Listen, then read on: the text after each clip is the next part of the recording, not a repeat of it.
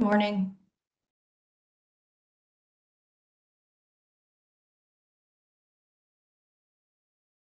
Good morning.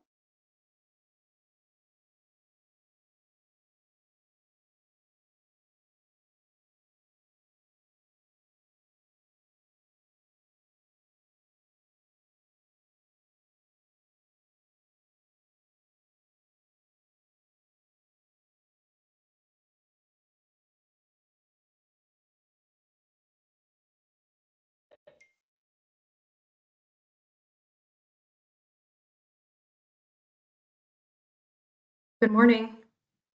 Good morning. How are you? Morning. Good. Doing well. Good. I know it's a short agenda. Do you mind if I have a little paragraph to read about Marika? Is that okay? Or are you going to Oh. do that? No, you should go ahead and do that. I'm happy to hear Okay. that. Okay. Just to welcome her, and then we'll do Erica when she comes, right? Next meeting, right?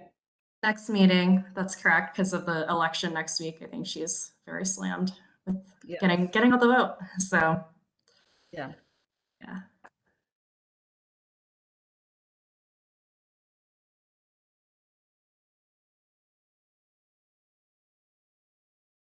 This weather is unbelievable. I know it's supposed to be 70 today. I So know great. my husband's going out and playing golf this morning. I'm so jealous. Gotta get the last few holes in before the end of the year, I guess.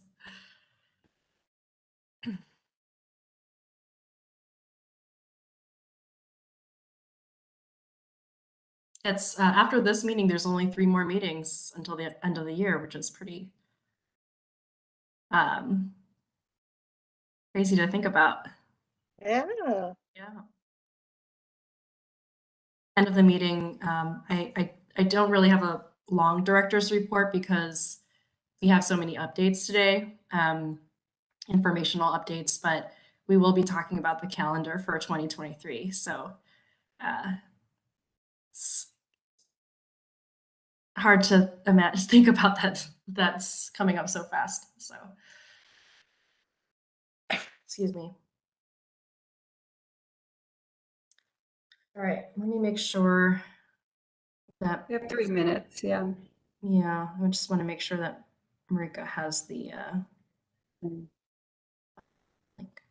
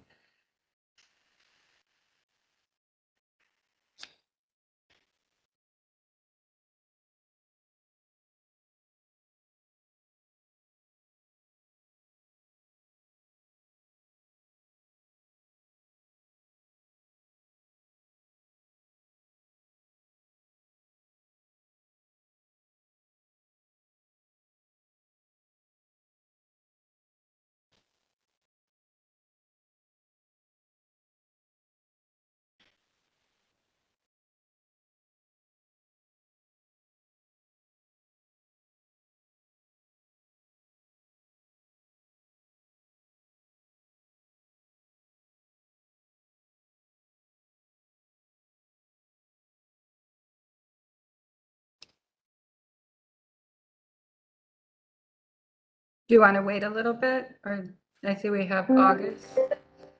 We have Denise, August, Diane. I don't see the councilman yet, I think, unless I'm missing him. You want to wait a minute then, Director? So let's wait a minute. I will send a note. Great. It's also possible if Marika's never logged into WebEx, she has to download it.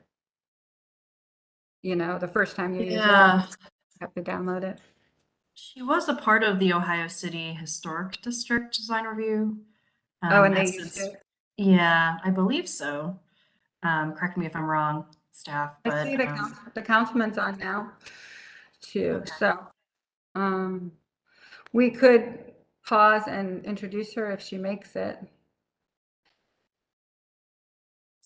I'm hopeful she will. You want me to text her?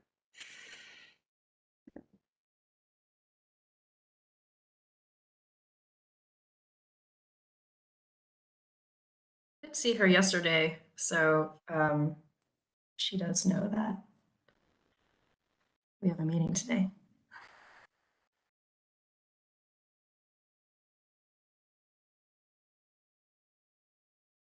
Why don't I go ahead and read the preamble then and at least get it started if that's okay with you, Chair. Okay, let's go ahead. All right, good morning. In compliance with notification requirements of Ohio's open meeting law and section 101.021 of the codified ordinances of Cleveland, Ohio, 1976, notice of this meeting has been publicly posted. All boards and commissions under the purview of the City Planning Department conducts its meetings according to Robert's Rules of Order. Actions during the meeting will be taken by voice vote. Abstentions from any vote due to a conflict of interest should be stated for the record prior to the taking of any vote. In order to ensure that everyone participating in the meeting has the opportunity to be heard, we ask that you use the raise hand feature before asking a question or making a comment. The raise hand feature can be found in the participants panel on the desktop and mobile version and activated by clicking the hand icon. Please wait for the chair or facilitator to recognize you and be sure to select unmute and announce yourself before you speak.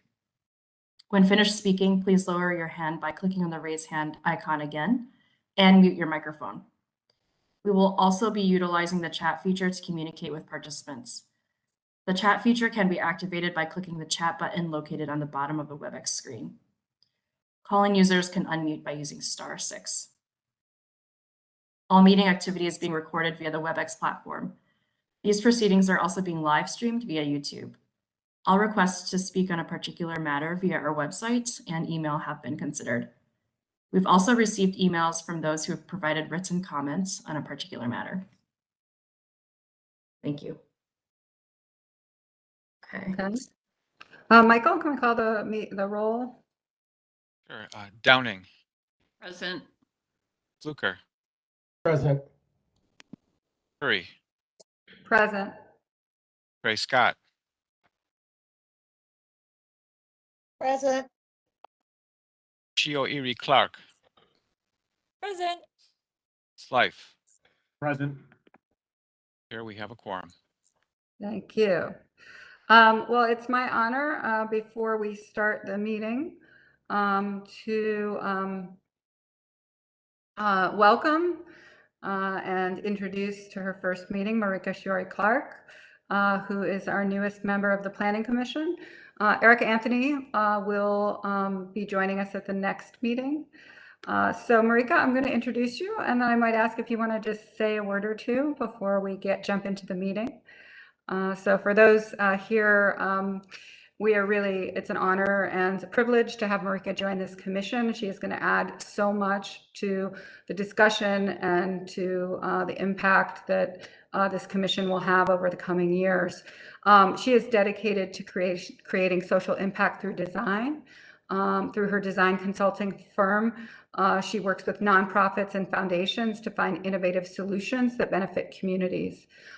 She's also worked in neighborhood development and place making, and she is a partner in all the work that's gone on in Hingetown. From 2007 to 2010, she was the co-founder and managing director of Mass Design Group, and she was lead designer of the Butaro District Hospital in Rwanda.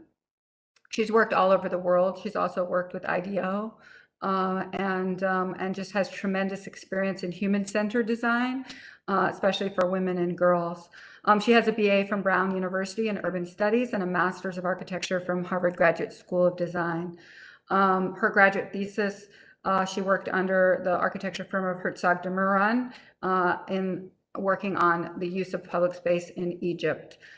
She really will bring both local and international experience, and I think also her design thinking and work in human-centered design will add tremendously to the thinking, especially around community engagement and public involvement, which has been a kind of hallmark of having our new planning director and new administration here to be open to the community and the civic involvement. So thank you, Marika. Do you want to say a few words or say hi? You're being live streamed also. Thank you so much, Lillian. Yeah, just so nice to, I know some of you, and so nice to meet the ones that I don't know yet. I'm really looking forward to getting to work closely with the members of the commission and to be able to kind of be involved and weigh in on a lot of really important projects and future planning for the city of Cleveland. So yeah, I'm honored to be part of this body, and I'm looking forward to getting started. Okay, thank you. So I want to say if there are any questions, because I think it will procedurally, if you have any questions, please do not feel shy to say, what does this mean? How does it mean legislatively, or in terms of how we would really operate around any matter? You take your time to understand the processes around very different, whether it's a design review or a zoning matter or any kind of legislation that we're looking at. Just really feel free to raise your hand, ask a question. Nothing will be off the ability for us to answer or too small. So welcome. Thank And you. I'm sure I kind of a probably will have some questions on some things. and it's kind of a light agenda today. So you're starting, normally we're like packed till noon. So this is actually extremely light agenda. So thank you, Joyce, Director Wong, for that. So, first order of business is to approve the minutes from the previous meeting. These are sent out in advance through a link. So I hope you've had a chance to look at them. If there are any questions or corrections or anything, please note them now, and then I'll need a motion to approve the minutes from the previous meeting. Madam Chair, I move approval. Downing. Second, Fluker. We have a motion and a second. Any other question or discussion or something someone wants to flag about the minutes? But I think you've done an extraordinary job. So to whoever, is that Michael who's doing them? Who's doing them? Because they're really well done. So thank you for that. Good. Thank you, Michael. So I assumed it was you. All right. Can we call the vote? Downing, Yes. Fluker, Yes. Free, Yes. McCray Scott, Yes. Geo Erie Clark, Yes. Slife. Motion carries. So we're going to go right into design review. I need to recuse myself from the first item. If it's, can I see the next item? I believe it's in Clark Fulton neighborhood. And I'm going to go off camera and recuse myself. And August is going to chair the meeting for this. So August, take it away. Thank you, Madam Chair. Good morning, everyone. Up next on the docket is Near West Design Review case number 22, Central Via 25 renovation seeking final approval. It appears that there's been some comments from the committee. I asked that the applicant, when they do present, they address those comments, or at least that comment. I need to swear you all in, so if you guys can unmute yourselves, and as I swear you in, please signify by stating your name. Do you solemnly swear to tell the truth, the whole truth, and nothing but the truth for this matter now in hearing under the penalty of perjury? So I do, Janice Contreras. I do, Luis Pupo. Okay, thank you guys. Well, have at it. Excited to see what you guys have.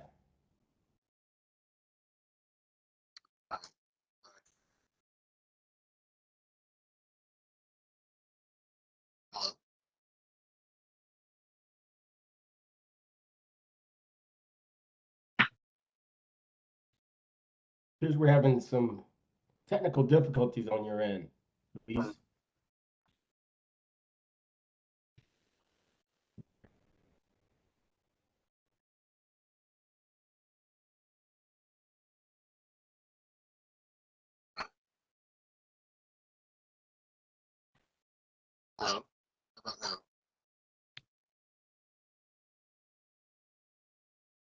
Maybe turn off your camera or maybe come back, call in, possibly. Yeah, let me come back.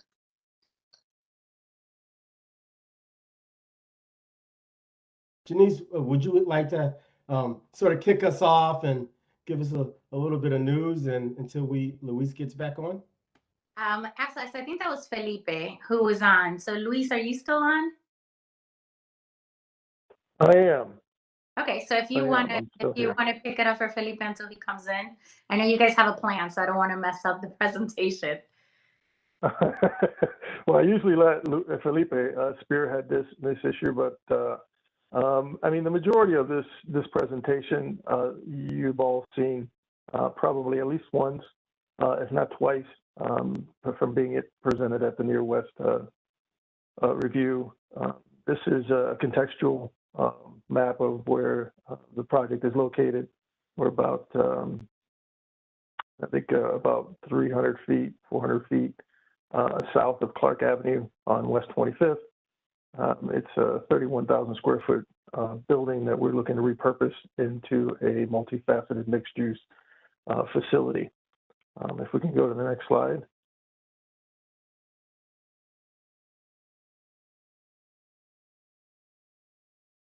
And again, just another site, giving you some context of where the site lies in the neighborhood. Next slide, please.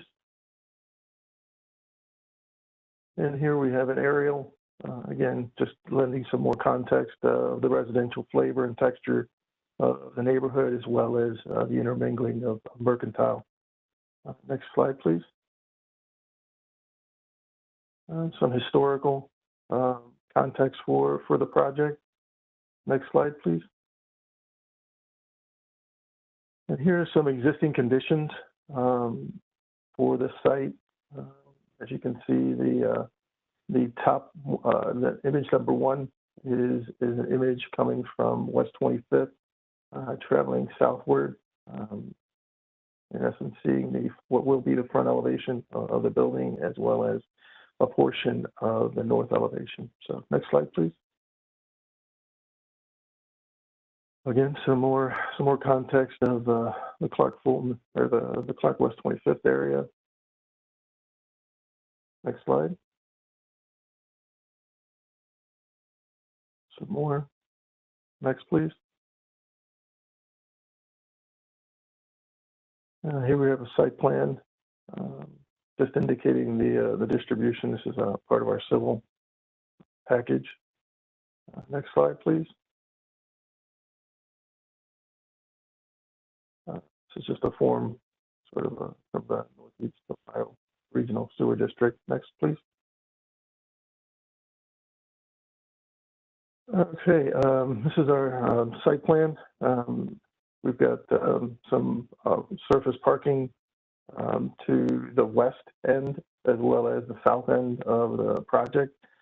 We have a plaza to the north, with our building centrally located to all of that. Next slide, please. Here we start with some of the initial conceptual renderings. Now, some of these renderings have changed to some degree, slight degrees, based on some of the input that we received during design review. But for the most part, the flavor of the building has remained the same. This is the Mercado, or north elevation, that faces the plaza area.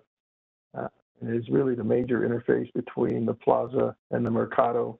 Mercado sort of serves as the linchpin for all of the other functions that are occurring within the building, whether they be business, bar, the specialty grocer, or the commercial kitchen.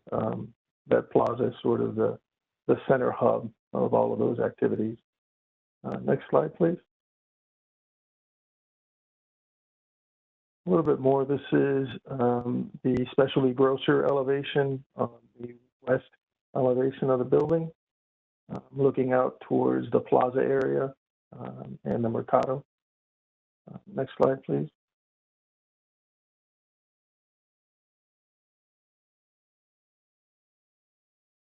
Again, some more elevation. This is the elevation looking at it from Blatt, the commercial kitchen entry, as well as the secondary Mercado entry and one of the entries to the office portion off of West 25th. There's also some inspirational images that sort of inform the project to date. Next, please.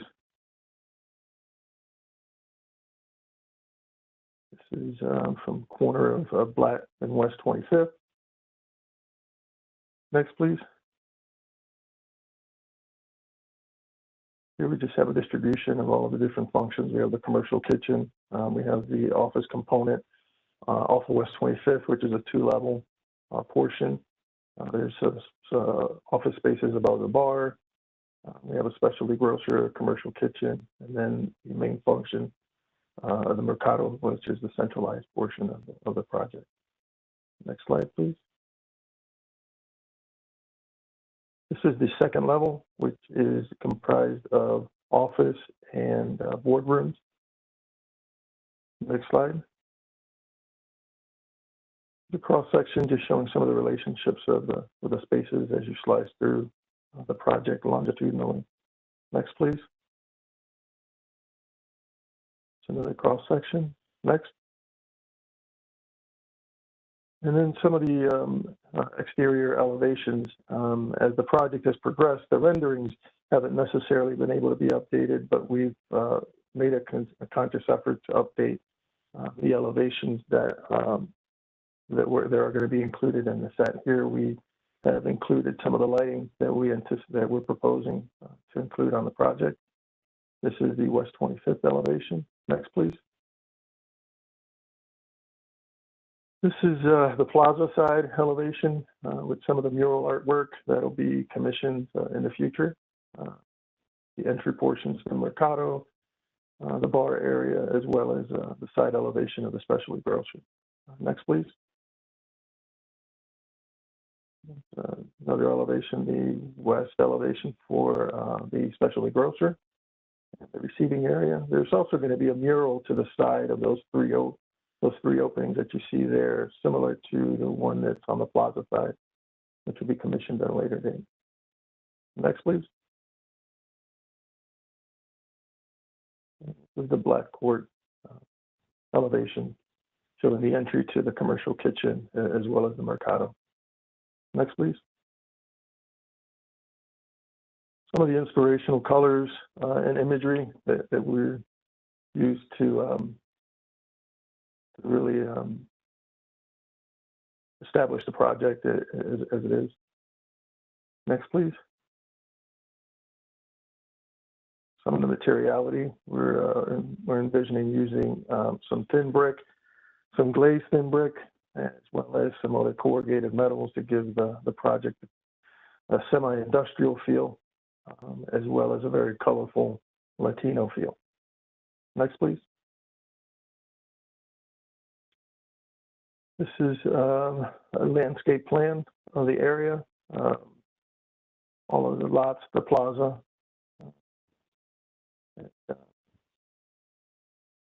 We hope to incorporate some landscape features in the existing parking lot to the south once we understand what that function is going to be in the future.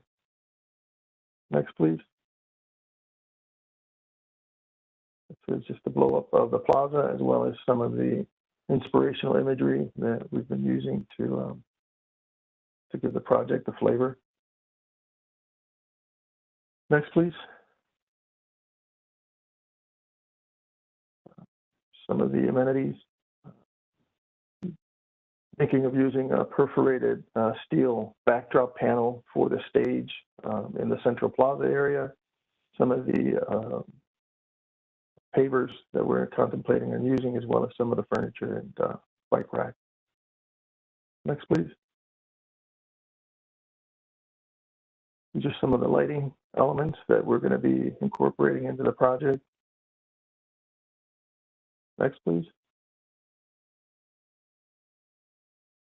The lighting rep that we are using was kind enough to render the site just to give us an understanding and a feel for how the site is going to feel in the evenings, and this is that result. Next, please. And again, we circle back to the rendering of the plaza in West 25th view. Next, please. Okay, the last meeting that we had with the design review, and it's been a central theme for this project, is what we do with the surface lot to the south of the building.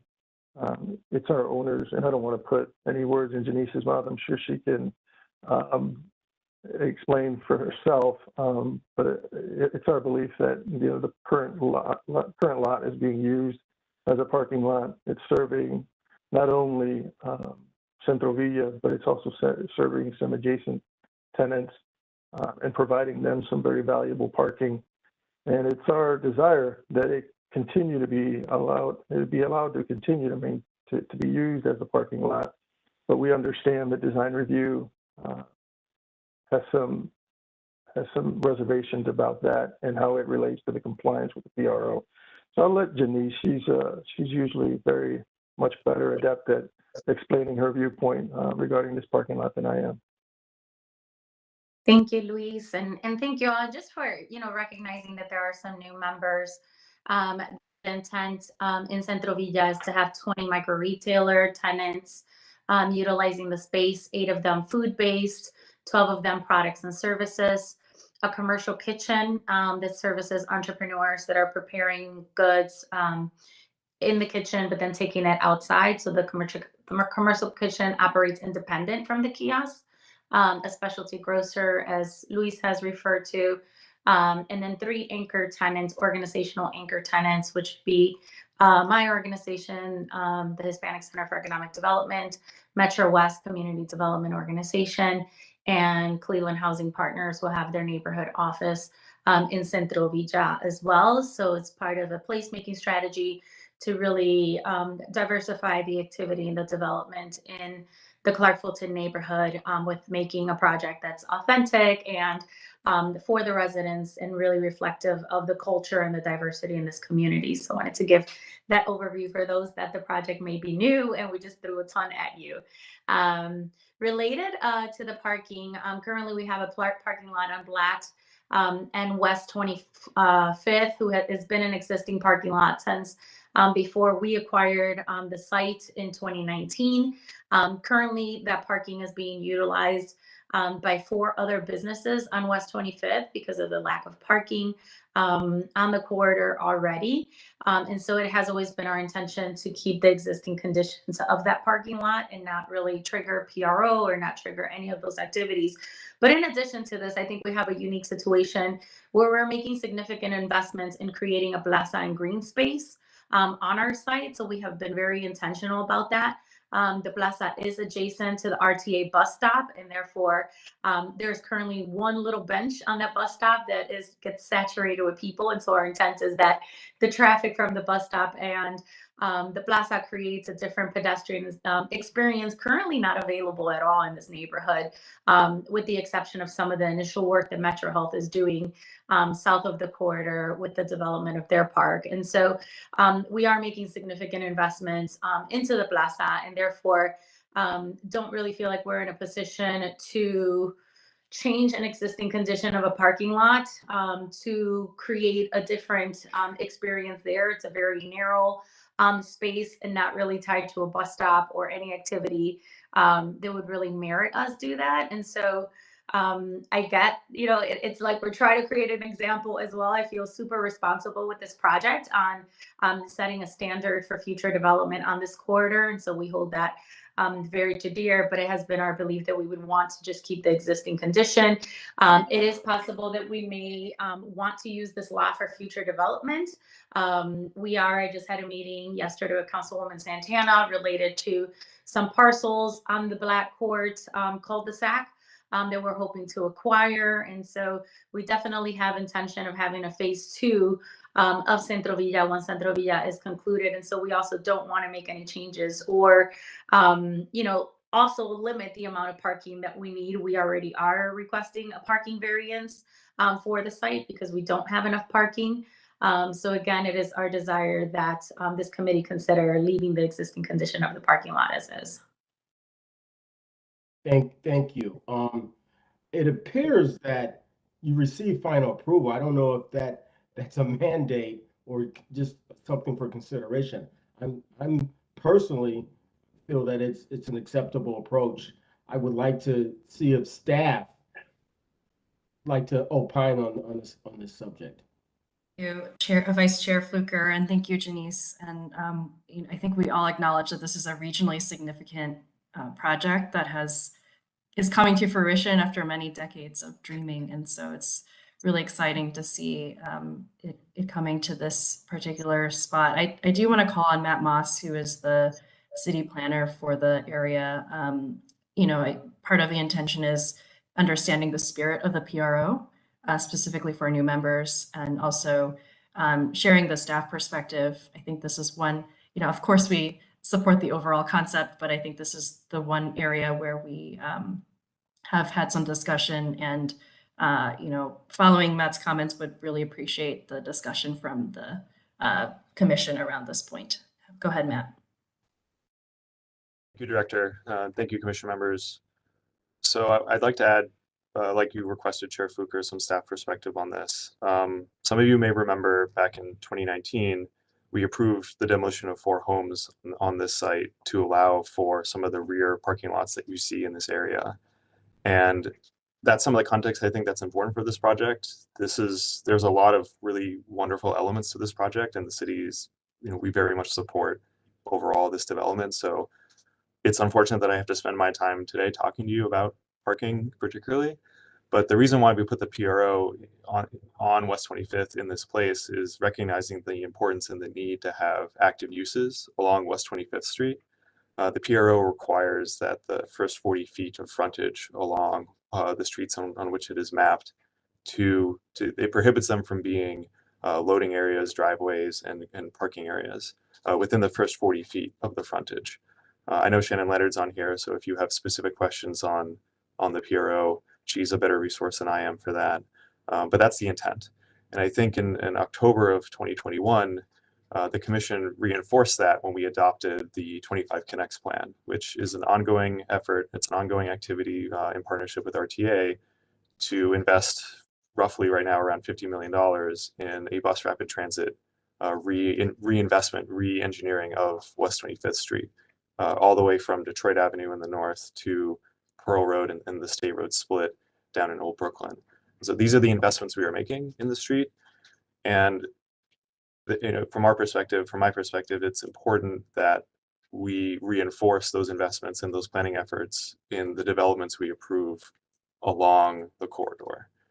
And what I recommended to the Design Review Committee, what the Design Review Committee I think has reinforced in their recommendation, is that we figure out an alternative use for this PRO frontage on that lot in order to comply with the PRO to meet the intent of the pedestrian retail overlay, but also the corridor plan that we've adopted for this area, and also creating the environment that is pedestrian oriented, so that these uses can benefit from creating from a more walkable environment and an environment that is more transit supportive, which is the future we are working towards investing in currently.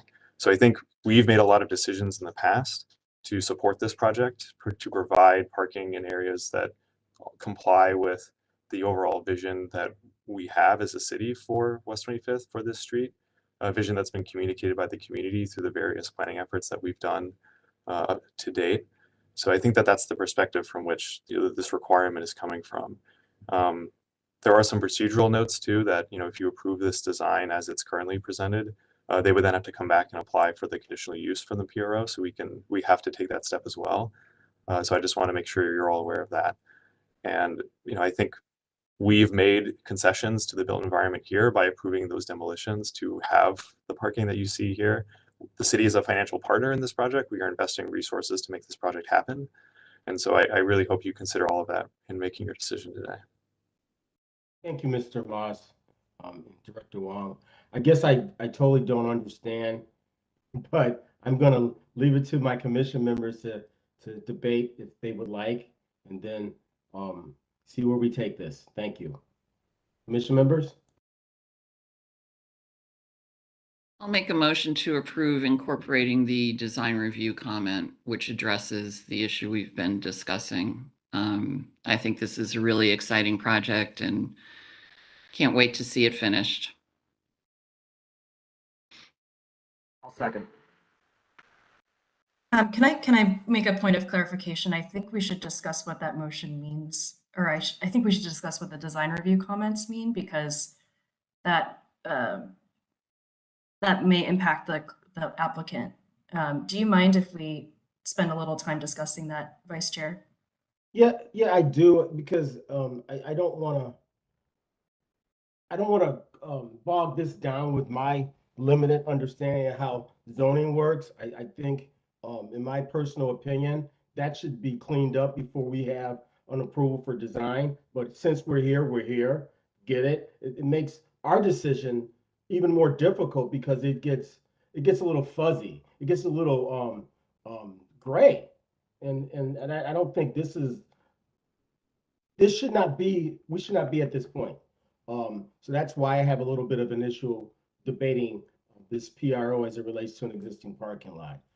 But I hear you, Director Wong. If in fact Diane wants to adjust her motion to be clear about what it is we're approving and asking our applicant to move forward with, I'd like to entertain that.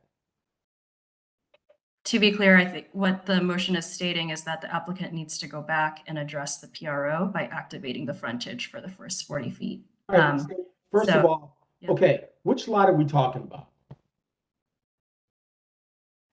So we are talking about the lot that is to the southmost lot that says the existing parking to remain as is.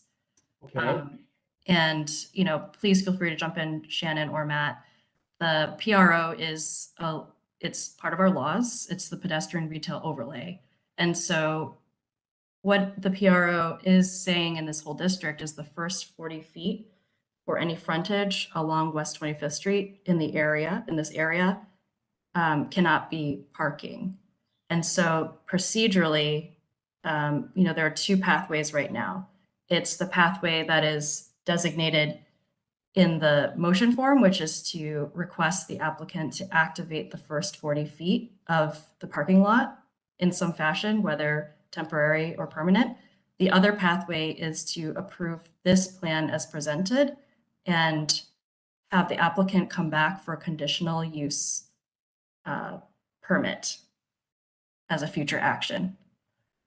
I understand. I hope that our commission understands, Director Wong. Did I cut you off? I apologize. No, you're fine. I just want to make sure there's clarity of understanding. I mean, I know the history of this project. I know the trials and tribulations that this applicant has gone through, the many hoops, the many stops and starts, the many misguided, direction, recommendations. And now we're throwing another hurdle at this project. And it's an existing condition. And so it makes it really hard for Black and brown people to get things done because it's always a heavier lift. And so we're creating another obstacle. So, but it's not for me to decide. I have to ask my fellow commission members to opine on how they would like to proceed. I'm just giving you my perspective. Thank you. I think there's a hand raised. Yeah, hi. And sorry, I'm not as familiar with this project as everybody else here, so sorry if these are all things you guys have already discussed. But first I'm curious, what is actually the dimension of this parking lot? What does 40 feet look like here?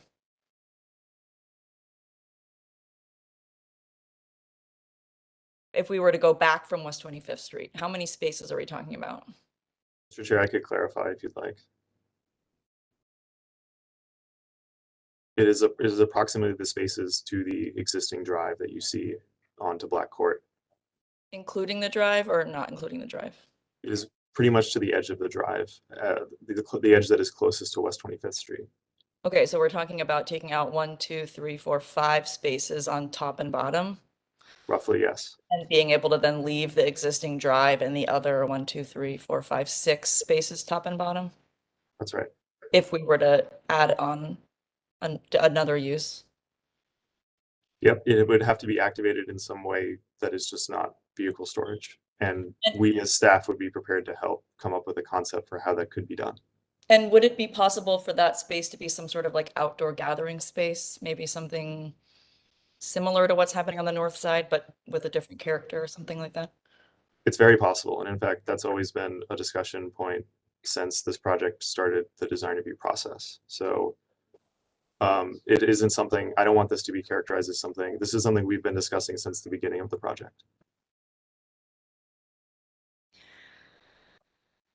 I guess my other question on this is, none of these plans show the north side of Buckeye Court, but there is an enormous parking lot right there that I guess is, I don't know who owns that parking lot. I'm sure there's like been lots of discussion about that parking lot, but I go to that US Bank branch a lot and I've never seen very many cars parked in that lot. I guess I'm just wondering, is there like a slightly, 5% zoomed out version of this where there's a percentage of those spots? I'm seeing a shaking head, but I guess I'm just aware that this site is already, adjacent to a very large parking lot, which maybe there's already plans for that, or maybe that's already, but there are.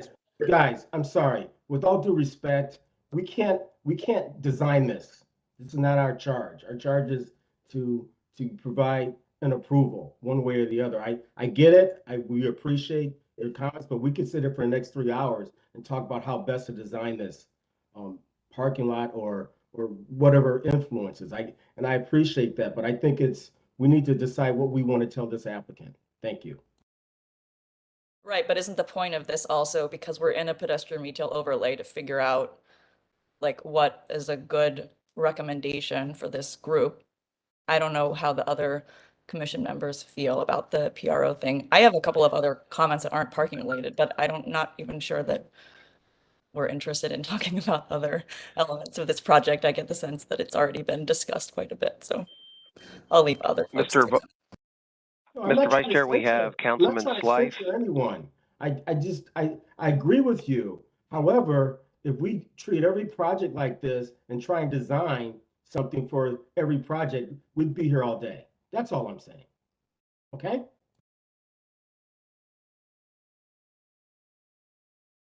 Vice Chair Fluker, I do want to make a point of clarification that this intent is not to add extra hardship. And in fact, this is something that we have been discussing with the applicant back and forth. We provided many options, but we are legally bound. Like, this is in our laws, right? And so this is why I want to make clarity around what we are asking the applicant to do, because if we approve if you could go to the slide, actually, Maurice, with the design review comments, what this means is if it's approved, then they would come back with staff to design for the compliance with the pedestrian retail overlay, right? I get it, Director Wong. Yeah. My frustration is not what we're talking about. My frustration is, why are we here talking about it now?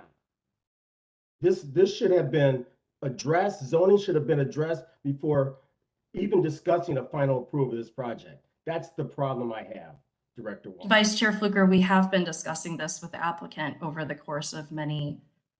So this is the purpose of the commission, is to make the judicial call on what is appropriate here. But I know in other communities, you vet all that before we start talking about design. And I think the way we handle things in the city needs to be fixed personally. But that's not going to get us to where we need to be. I understand it's a law. I get it, guys. And I know you've been working with it, but apparently our client or the applicant doesn't want to do it. So we have to figure out what the compromise is. That's all. Right. And so that is the applicant requested that they come before the commission to make the decision. So this is where we are. Mr. Slife, I see your hand up. Has her hand up too. Just quickly, what, and I'm sorry if this was stated, what is the long-term plan for this parking? This is an existing condition. So is this an existing condition and it's just going to be used as parking, or is the plan to ultimately develop it? Because I guess part of my thought is, is it really useful for someone to be over designing for PRO when in a couple of years this could be built out as something else? And is the temporary solution, like in the first 2 parking spots closest to 25th, just put up big planters like we see on Euclid to kind of create some space that's pleasant for, like, you know, the pedestrian experience, but knowing that this parking lot is intended to be a temporary solution. So I guess the question's back to the project applicant of what the long-term trajectory for this lot is. If I could respond, is that okay? So thank you, Councilman. I think that's exactly, you know, the dilemma that we're in. We have some immediate parking needs even before we finish developing this project. As I say, I'm already renting the parking lot to adjacent businesses because of the challenge we have on West 25th. Not to mention, we've had people become roadkill and lose their life on West 25th because of trying to cross and cars parking illegally. So it does create a complicated situation, not just for Centro Villa, but for all businesses that are there. Our intent is what we wanted to do is just let's leave it alone. Let's keep the existing use of using it as a parking lot, because there are intentions to continue to acquire the other properties in Black Court and possibly do a development and use this site as part of a future development. So we have no interest in making additional investments into something that's going to serve temporarily or not really be activated and create a pedestrian experience. Our understanding is that if we did nothing to the lot, that we could retain the existing conditions. And so that's been our desire. It hasn't been that we haven't wanted to collaborate. We're creating an entire plaza on the other side of this to create a pedestrian experience and create green space. So it's not like we're ignoring, you know, the PRO or not wanting to do it. But if we could keep the existing condition and it doesn't trigger the PRO, then we'd rather not trigger the PRO. You know, if we make no changes to the site, it shouldn't trigger the PRO, or at least that is our position. But we do intend to utilize this for a significant project in the future, and therefore don't see a purpose of making an investment now into an area that's really not going to be activated. It's going to be more of a maintenance challenge for us, not to mention the initial costs. Director Wong, was there anyone else that had their hand up that I missed? I apologize. So I do want to have Shannon clarify, and I'm worried that we had a misunderstanding, Janice, about it's perhaps something that I miscommunicated about the PRO. So Shannon, could you explain the conditional use and the PRO and what triggers the PRO? Or I should say, what triggers the conditional use permit? Good morning, Shannon Leonard, Chief Zoning Planner. So when we have projects in a PRO, either new construction or even we're just changing uses, or there's any type of investment going into a project that is, or a property that's in a PRO, generally the idea is through design review, they try to meet the zoning code as much as possible. And a lot of those times when we're looking at corridors like West 25th and Detroit and East 185th Street, we're asking the applicant to make changes to some of these existing missing teeth, right, along these corridors, because we want it to be more walker friendly for the neighborhood shopping or visits. And so this project is no different than any of the other ones that we've brought before you. The difference here is they're in front of you for design review and they're not here for the conditional uses. Now, conditional uses, we do not send out public notice for outside of the agenda items that we put on the website because they're really special exceptions to the zoning code that don't necessarily require a variance, but they are like an extra condition tied to a site plan. They're very site plan specific. So in this case, the parking lot, technically any off-street parking within the first 40 feet or a driveway over a public sidewalk, even though that is often an existing condition, a lot of times we ask applicants to improve those conditions for the future, right? And since they're making that investment, there's always, sometimes we have exceptions. In this case, they are placing parking within the first 40 feet. BZA tabled this case because at that time they were only looking for the variances on the lots north of Blatt, not that parking lot that they would need the conditional uses for. It is up to them if they feel like, even though the city would like to push them to become compliant, the design review would like to push them to become compliant. If they want to push forward with conditional uses, that is their due process to do so. And that's up for you all to make that decision, whether you would like them to grant those conditional uses to them. They would, if they do not do the first 40 feet, they would, and they have this parking lot as is, they do need a 6-foot frontage strip, just because they have more than 10 spaces in that parking lot. Thank you.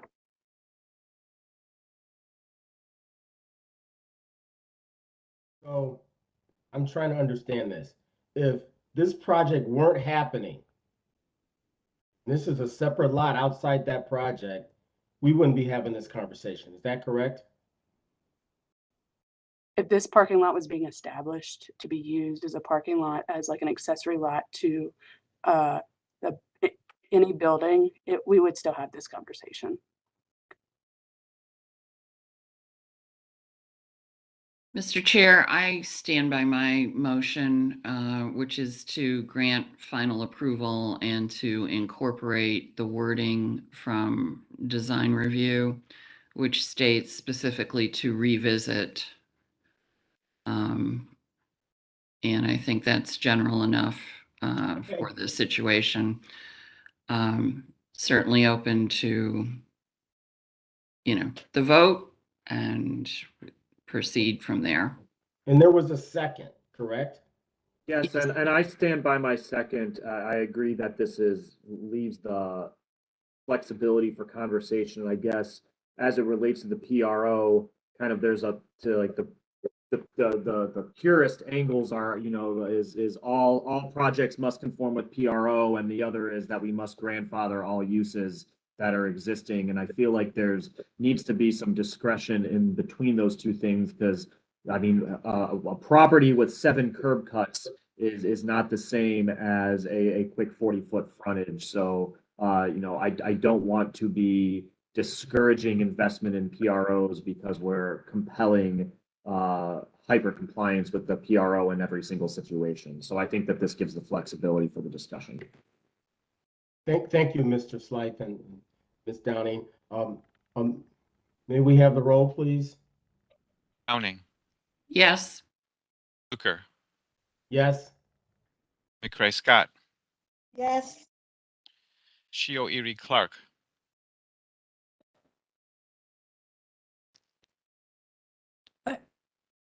I'm not 100% sure that I understand. So the motion is saying that we would revisit that lot at the next meeting for conditional approval. Is that what we're saying? I just want to make sure that I understand what I'm voting on. We're saying approving, but we are revisiting this at a future meeting. That's going to be up to staff and the applicant to figure out what path they'd like to take outside of our purview here. Okay. Yeah, I guess yes. Life, Yes.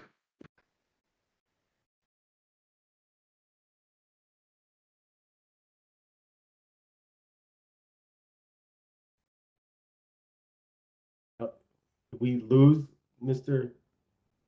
Bozak? Hello? yes. It was approved subject to the stated amendment, which is to revisit the Okay. outlying lot on Blatt. I didn't hear everyone say yes, so I apologize. Okay. Yes, everyone voted yes, and of course the chair recused. All right. Motion carries. Good luck. Thank you. Thank you all. All right, thank you. Thank you, Commission Member Fluker. Next item.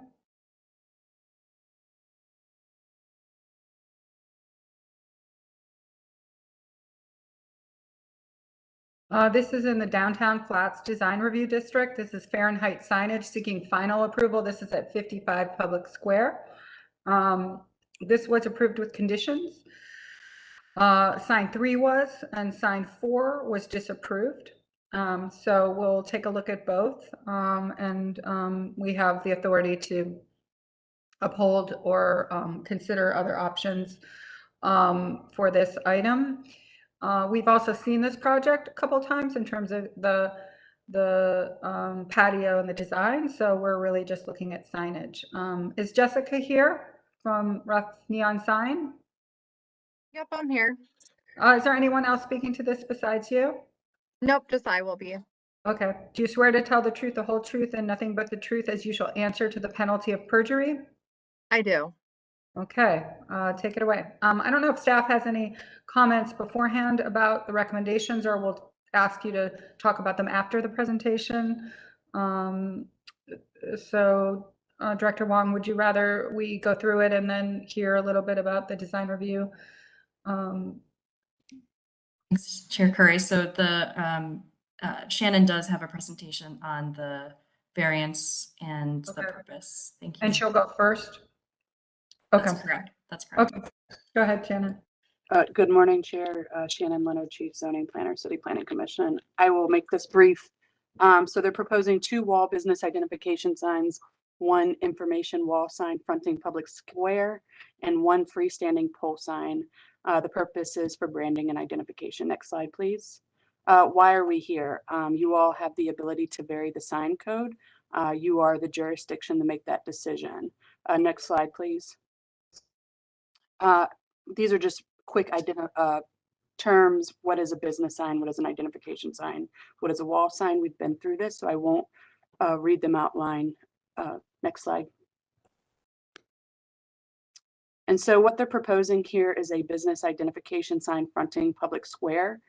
This sign identifies their business. It is 161 square feet. They are compliant. They're also proposing an additional sign fronting West 3rd.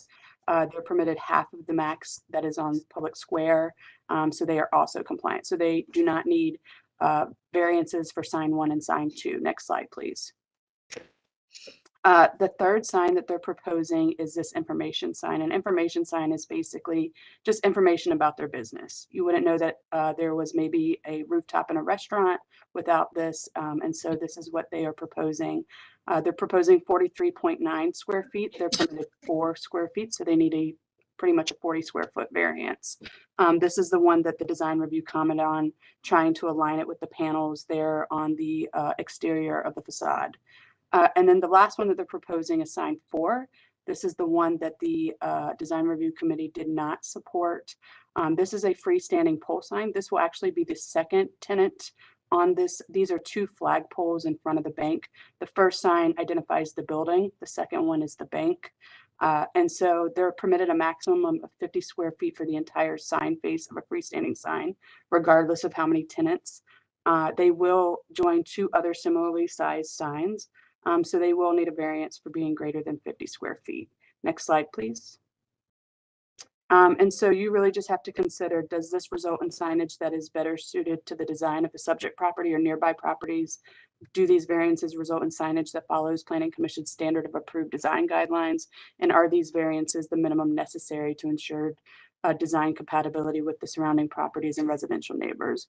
It also should be noted that the sign that they're proposing on the flagpole is at 8 feet, and they would need also the variance for that, because over a public sidewalk you need to be at least have a vertical clearance of 10 feet. Thank you.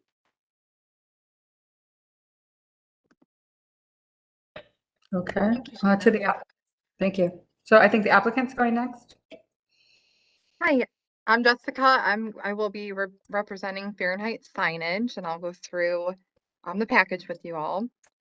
On this page, it shows 4 signs. We are going to recommended that we did it before with sign 4, and I did talk to the client, and we are in agreement on that. So we are going to remove that from the application.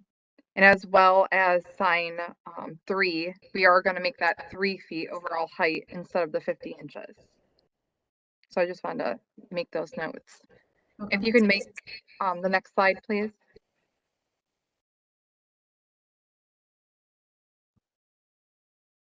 This just shows, if you zoom into the lower right-hand corner, they wanted to see where the vestibule was and the entrance, so that's what that's just showing there.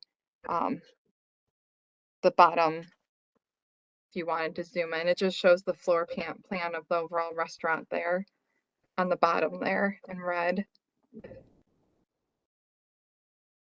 And next slide, please.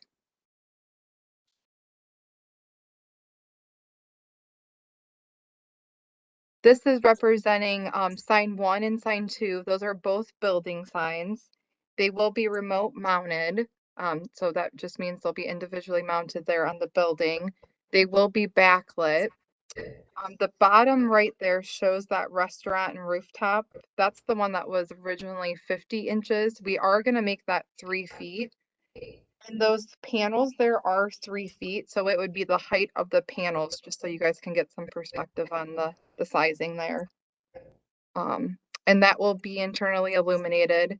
So restaurant and rooftop would illuminate white, and then the background would just be black. It would not be illuminated. And if you could go to the next slide, please. This just gives another look at the signage at night. So for Fahrenheit, again, that will be backlit, and then the letters Fahrenheit would be illuminated, and that's in the red. And then the logos would be backlit red, and then the white on there would be illuminated, but the black, however, would not illuminate. And then the restaurant rooftop, that would be white illuminated, and the background would not illuminate. Next slide, please. And this just shows sign 2 in that elevation. Again, it's the same as the other building sign. The Fahrenheit will illuminate red. The logos would be backlit in red, and then white. The logo would be illuminated in white there, and the black background would not be illuminated. Next slide, please. And this is sign 4. This is the one we are going to withdraw from. Next slide, please. This shows the overall sizing of the signage. It will be 4 feet by 43 feet. Just shows the mounting method, and then also it will be illuminated with LED. Next slide, please. Same for this one. This one will be 2 feet by 21 feet overall. It will be LED illuminated, and it just shows the mounting method on this. Next slide, please. This will be the restaurant rooftop. Currently, it shows it at 50 inches, but it will now be at 3 feet by 8 feet 11. That will be the new size. So instead of 50 inches, this will be 3 feet.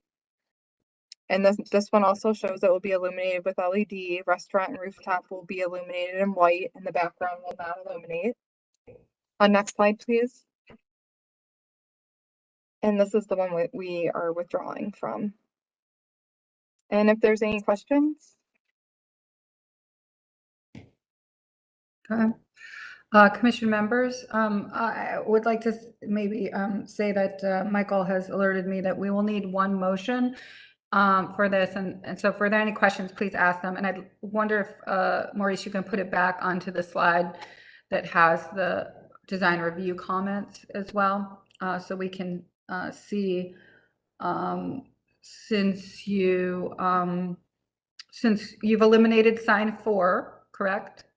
Correct. And you have accommodated their condition about the height going from 50 to 36, correct? Correct. And what about the first note, recommend reducing overall vertical height? Have you addressed that, or is that part of the 50 to 36? That was, I believe, that was part of sign 4, I believe, I thought, but it's under sign 3. Maybe Shannon, can you, I just want to make sure that they've addressed Oh, everything. yeah. Okay, so I think, Sign 3. Hold on, let me go back in my notes. I'm sorry. So this is Shannon, go Allison ahead. Henny. Yep. I'm the administrator for the Downtown Flats Design Review. And yes, that 36 inches in height is referring to that reduction for sign 3. Okay. So So they're Oh, yeah. in compliance with what Design Review had recommended. Okay, overall, so, okay. But to Shannon's point, we still are approving that if we approve this as presented with these changes, we are still exceeding some, which we're allowed to do, right? We're still exceeding some sign requirements, but for Marika, just so you know, the Planning Commission has the authority to approve variances relative to signs. It is one of the authorities that we have. So if we like it, we are able to do it. We should make one motion, according to Michael, approving it, but noting that they've met these requirements, and we would be approving it as presented to us. So any other questions from commission members? Then I'll need a motion. Well, so I just, one note that Shannon made in the chat, if I read it correctly, there's a variance it's a 22.79 variance for sign 3, that means it's larger than Yes. by that amount? Okay. I just wanted It's to. larger than which we have the authority, and they're not doing sign 4. So basically by approving it, whatever they need above and beyond, we're approving, and we're allowed to do that. Okay, I move to approve, Madam Chair. Okay, can you say as presented? Okay. Yes, as presented, with said variance for sign 3 of 22.79. Okay. Do we have a second? A second. Okay. Motion and a second. Any other questions? I have a question. Sure. What is the height off the ground of the restaurant and rooftop sign 3? So that would be, let me just scan. I just want to make sure that it feels like it's at a reasonable height for legibility. Now that, especially if we're changing the height of the sign overall, I just want to make sure that that's still being taken into account, that it's at a reasonable height. It doesn't end up being so high that it will be difficult to see or anything like that. So that's at 6'1". Is the top or the bottom? The bottom. And I guess because those, I'm just looking at the slide with the elevation, I guess because of the alignment of those large panels, that's kind of the most reasonable one. Okay, I guess that makes sense. Yeah, it seems like the lower one would be too low. Thank you. Yep. Okay. So thank you very much. Let's call the roll. Downing. Fluker. Yes. Curry. Yes. McCray Scott. Yes. Shio Erie Clark. Yes. Slife. Motion carries. Thank you very much. Thank you. Okay. Thank you. Next item is a special presentation. This is Parks and Recreation update. I do not believe this is for a approval or motion. This is correct just for our information. Is that right? It is. And Chair Curry, I'm wondering, we do have one more public art case that does require an action. So I'm wondering if we may Let's allow do that first. Yep, Oh. just for the applicants and their time, because we value all of the applicants' time. So Right. So anything else that actually requires a motion, let's do quickly. There's not much on the agenda, so it's okay. We have a couple of special presentations. This is the final one, and Miss Latricia Scott is on the line. Okay. Okay. Not this one. Is this one? Yes. Okay. So this is Reflections Bus Shelter Route seeking final approval. This is at MLK and Avalon, Miles and 131, Harvard and East 131st. And Latricia, I'm going to have to swear you in. And is there anyone else beside you who's going to speak? Yes, we have Mandy Metcalf from RTA that may speak. Okay. Do you both swear to tell the truth, the whole truth, and nothing but the truth as you shall answer to the penalty of perjury? Okay. Yes. And this was recommended for final approval, and it was approved by local. So take it away. Good morning, everyone. My name is Latresa Scott, and I'm the planning project manager over at the Union Miles Development Corporation. I just want to say that the year of 2022, Union Miles has been reflecting on public art programs, which has been approved by our community stakeholders and residents and other community neighborhood residents. A brief summary is that the Union Miles Development Corporation is proposing to have 6 bus shelters to be installed with the Black Lives theme matter. The theme of 7 Black historian leaders. The purpose is to continue to give the Union Miles residents, stakeholders, and community leaders a sense of belonging and validation. Also, this project will bring about continued beautification to the Union Miles neighborhood. The bus shelters will be at 6 various locations within the Union Miles service area. There will be a design and illustration complete of 7 historic Black leaders. Next slide, please.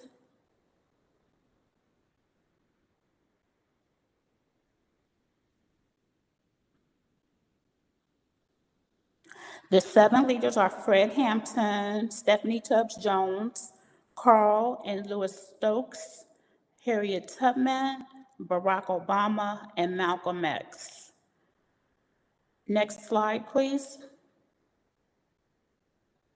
This is the proposed sites in the Union Miles service area where the shelters will be and how it's designed.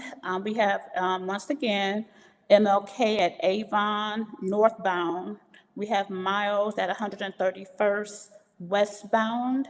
Also, east 131st at Miles, we got a southbound shelter. Also at east 131st at Harvard northbound, east 131st at Glendale northbound, and finally east 131st at Harvard southbound. So these are all the shelters that were chosen to have the public art themes implemented on them. Next slide, please. The next slides below will show dimensions of how the work will fit in each shelter. The material of the shelter wraps will be vinyl and will last 5+ years. Next slide, please. This is Fred Hampton's. As you will see the dimensions here and how his artwork will fit in the shelter. Next slide, please. We have Carl and Lewis Stokes at East 131st at Glendale northbound. Also, they have the dimensions listed and how it will fit and implement in the shelter. Next slide, please. We have Malcolm X. He's at East 131st at Harvard southbound. And this is how he will fit in the shelter with the dimensions being showed. Next slide, please. We have Stephanie Tubbs Jones with the dimensions and showing how her photo will fit and her artwork will fit inside the shelter. Next slide, please. Harriet Tubman with her dimensions, how her artwork will fit inside the shelter. East 131st Harvard northbound. Next slide, please. Of course, we have Barack Obama. He's at East 131st at Miles southbound. This is how this will look at this shelter with the dimensions. Next slide, please. Finally, a sample illustration below of Fred Hampton, which shows a finished product. So this is how it would look in each, how the shelter would look complete. Next slide, please. If there's a, I don't think there's a, and that's it. Thanks for having us.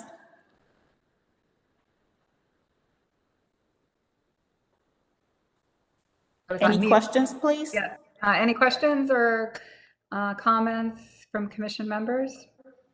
It's a fabulous project, and so love the partnership with RTA, and so thank you for this. Do we have a motion or anything? Questions? Hi. Thank you. This is a lovely project. I think it'll be a great asset to the neighborhood. I just have a couple specific questions about the signs themselves. The firstly is, will each one have a quote? I just didn't see, there was like some differences I see between this final illustration versus the other, I guess, more draft illustrations. Is the idea that each one will have a quote and each person will be rendered in this more illustrated style versus the photographs, or will the images that we see be the exact images that will go on the bus wraps? Yes, what you see is what will happen.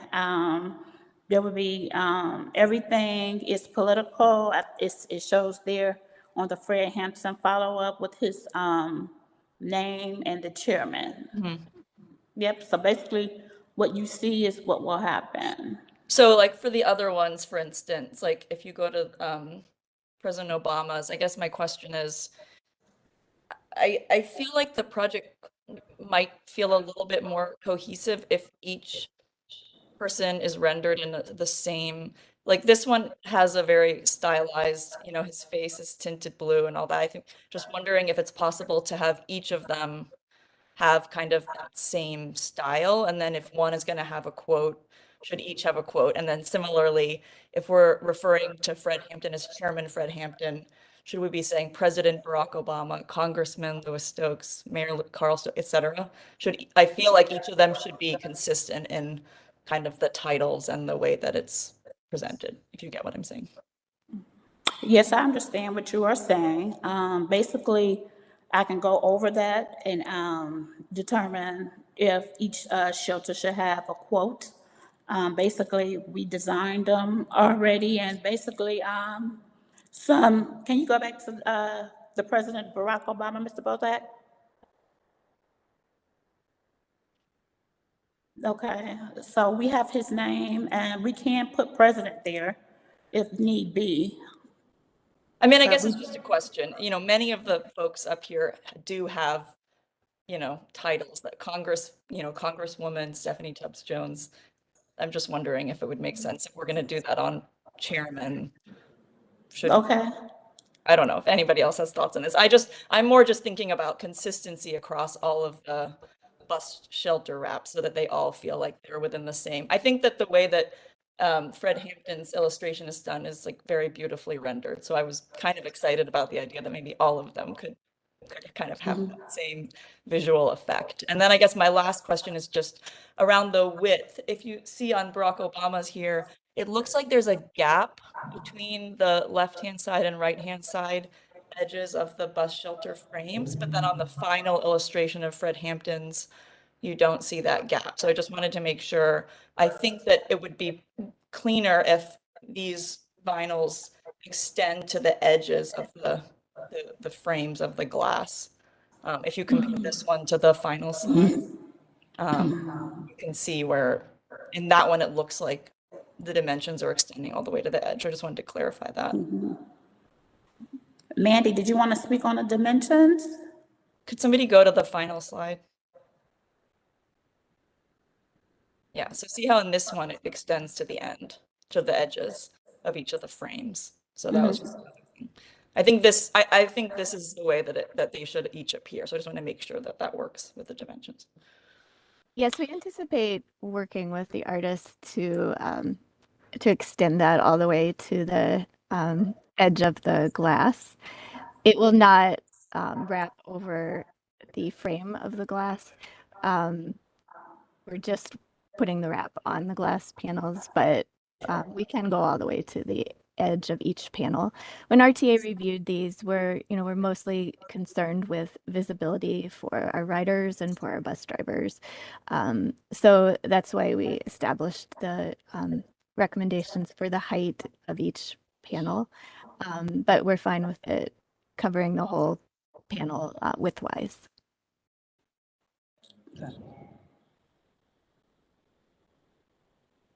Any other questions? Tara, you wanted to say something? I'm sorry. Yes, thank you. I wanted to address Marika's other question regarding the stylized artistic rendering and the photographic rendering. they are all going to have the artist rendering that you see on the Fred Hampton model. The reason that there are photograph representations on the other one was because of some back and forth with the Southeast Design Review Committee, that they were not satisfied with seeing that particular artistic rendering. They wanted to get finals of the others, but the purpose of that was to show what the others will look like. They will not be photograph images. Okay, well, thank you.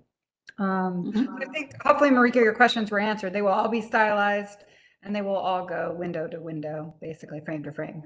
And I guess just, you know, it's not a deal breaker, but if there's any room to work with the artist, I think it could be worth looking at. You know, I think it would be really nice to select a short quote from each person and also to consider putting each of their official titles if we're going to do it for one person.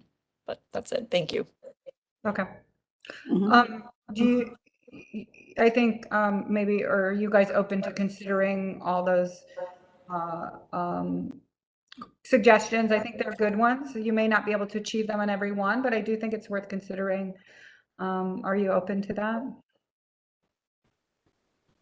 Yes, yes. Okay. So Marika, you know, you have the most comments, so you can make a motion. I wonder in this one, just because it's a collaboration, if this can, since it was final approval, if they can come back to staff and they don't have to come back to the commission with these changes, and staff can work with them, it's probably appropriate. Yeah, that makes sense. Chair Curry, if I may, Marika, Member Marika, before you make a motion, I do want to clarify the purview of the commission's oversight with regard to public art is around sites and location and placement. And I think you can ask for a consideration for the artistic aspect, but I think to keep it cleaner, I think the recommendation versus consideration should be split. So a recommendation to make sure that it fits the frame, but then a consideration for the artistic aspect. Thank you. Thank you for that clarification. So Marika, you want to take a stab at your first motion? Sure. I guess I motion to approve as presented with the recommendation that you can make a condition. You can make it a condition for the framing. The condition that the vinyl wraps extend to the edges of the frames of the shelters, and with the recommendation that you consider the addition of or the consistency of nomenclature across the bus wraps, as well as at least a study of if it's possible to add short quotes on each of them to, again, for consistency. All right, beautiful motion. Do I have a second? Second, but what I want to add as well is that the titles, it's very important that you add the titles to each one, particularly President Barack Obama. Out of respect for their position, I think that the titles are as important as the quotes. Okay, thank you. Okay. Thank Is you. that a second for that then? Are you seconding? Yes, I am. Yes, I am. Thank you very much. So a motion and a second. Any other comments before we call the roll? And thank you for the robust discussion. And thank you for your willingness to consider these changes. It's a great project, so thank you very much. Okay, call the roll. Downing. Yes. Fluker. Yes. Curry. Yes. McCray Scott. Yes. Shio Erie Clark. Yes. Slife. Yes. Motion carries. Thank you very much. Thank you. Can't wait to see these out there. Thank you to RTA. We're going to go back to the special presentations, and I think there are 2 or 3, right? Is that correct? We have 2 or 3 of them? That's right. There are 3, and we're going to try to keep them very concise. And the first is going to be the Parks and Recreation update. The planning department, through Adam's leadership, has been participating very closely with the Mayor's Office of Capital Projects on the Parks and Recreation Master Plan. And Jay Rauschenbach has been overseeing that process. He's here to give an update on the master plan process, the report that was finished, actually, I think it was last year, and then introducing a new Parks and Recreation online map, which we're really excited about. So, for all of these informational presentations, we really are seeking your feedback and insight. So I'd appreciate your comments once they've all completed their each presentation. So with that, go ahead, Jay and Adam.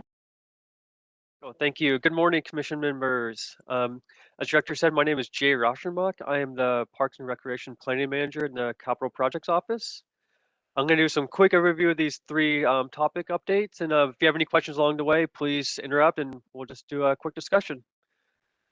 So the first thing I'm going to talk about is the Parks and Recreation Master Plan that we'll be kicking off in the next few months. Next slide, please. I'm going to give you a really broad overview of what the master plan is. So if you want any more details, please just let me know. The master plan is kind of three components to it. We're going to do first a community needs assessment, then a long range plan, and then a strategic plan. I'll give you a little more details about each of those in the next couple of slides. And just so you know, it takes about 12 to 18 months as we're planning for the whole entire process from start to end. Next slide, please. So the community needs assessment, this is going to be the first time the community is really going to have a really robust way to input and engage with the park and recreation system in the city of Cleveland. We're going to go out there and survey the community. We're going to do a version of in-person meetings. We're going to go to the parks and do some meetings in the parks. We're going to do pop-up meetings. We're going to work with our consultant to do a whole bunch of outreach with the community to see what they want in their park and recreation system for the next 15 years. So this is a 15-year plan, working how we can improve the system from today all the way through 15 years.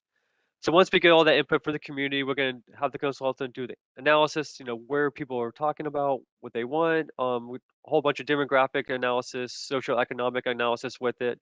And they're going to have a really concise report findings for us in the end that we can use for the next step, which is the long range plan.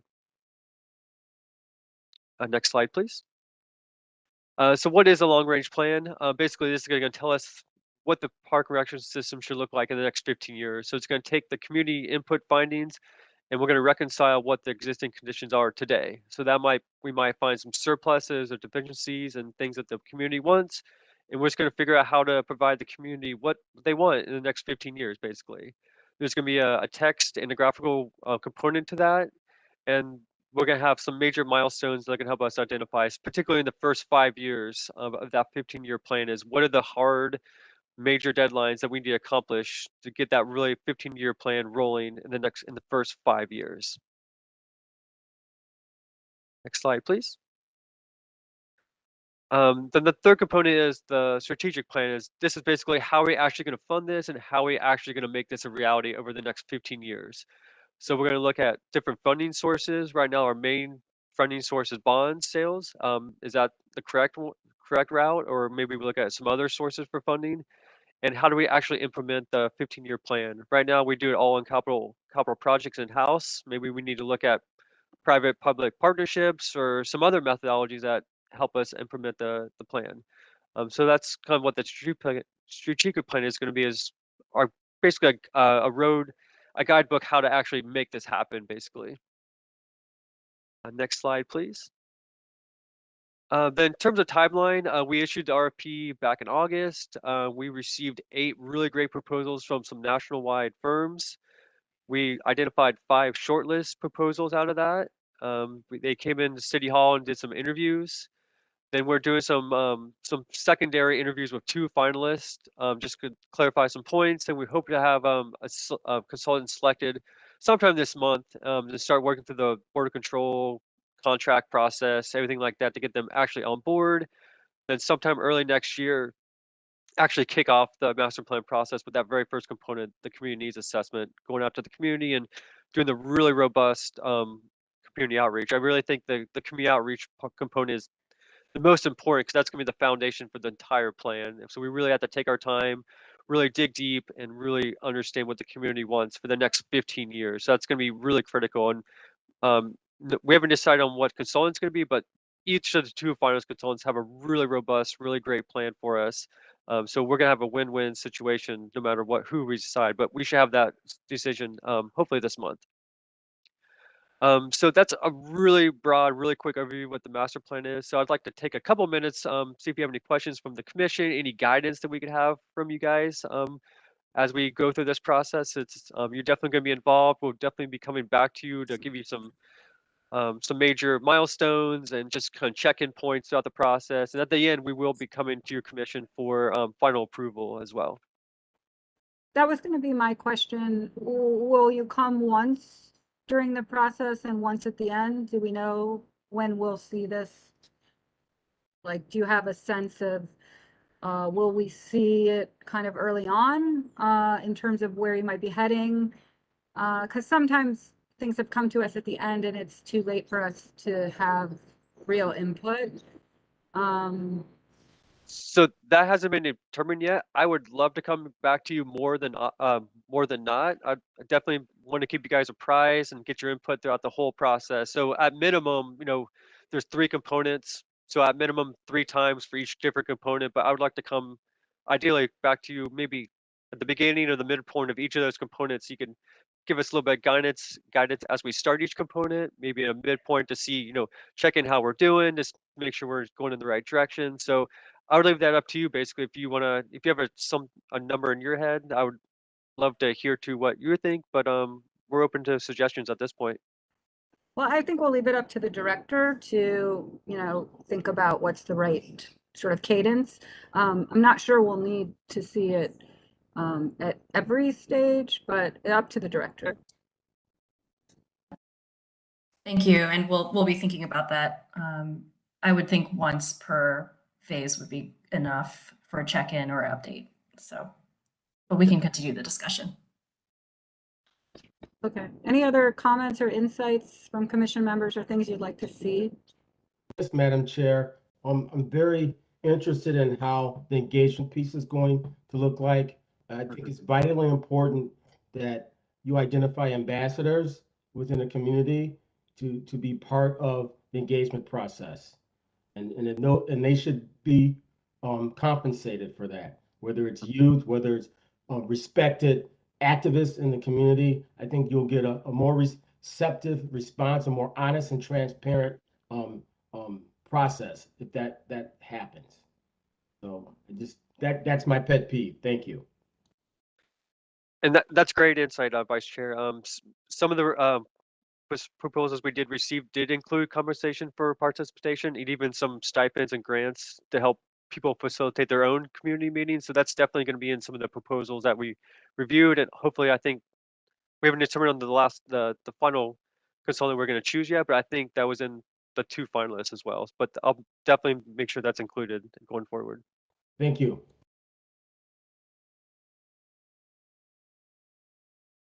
Were there any other questions on the master plan before I switch to the next quick topic?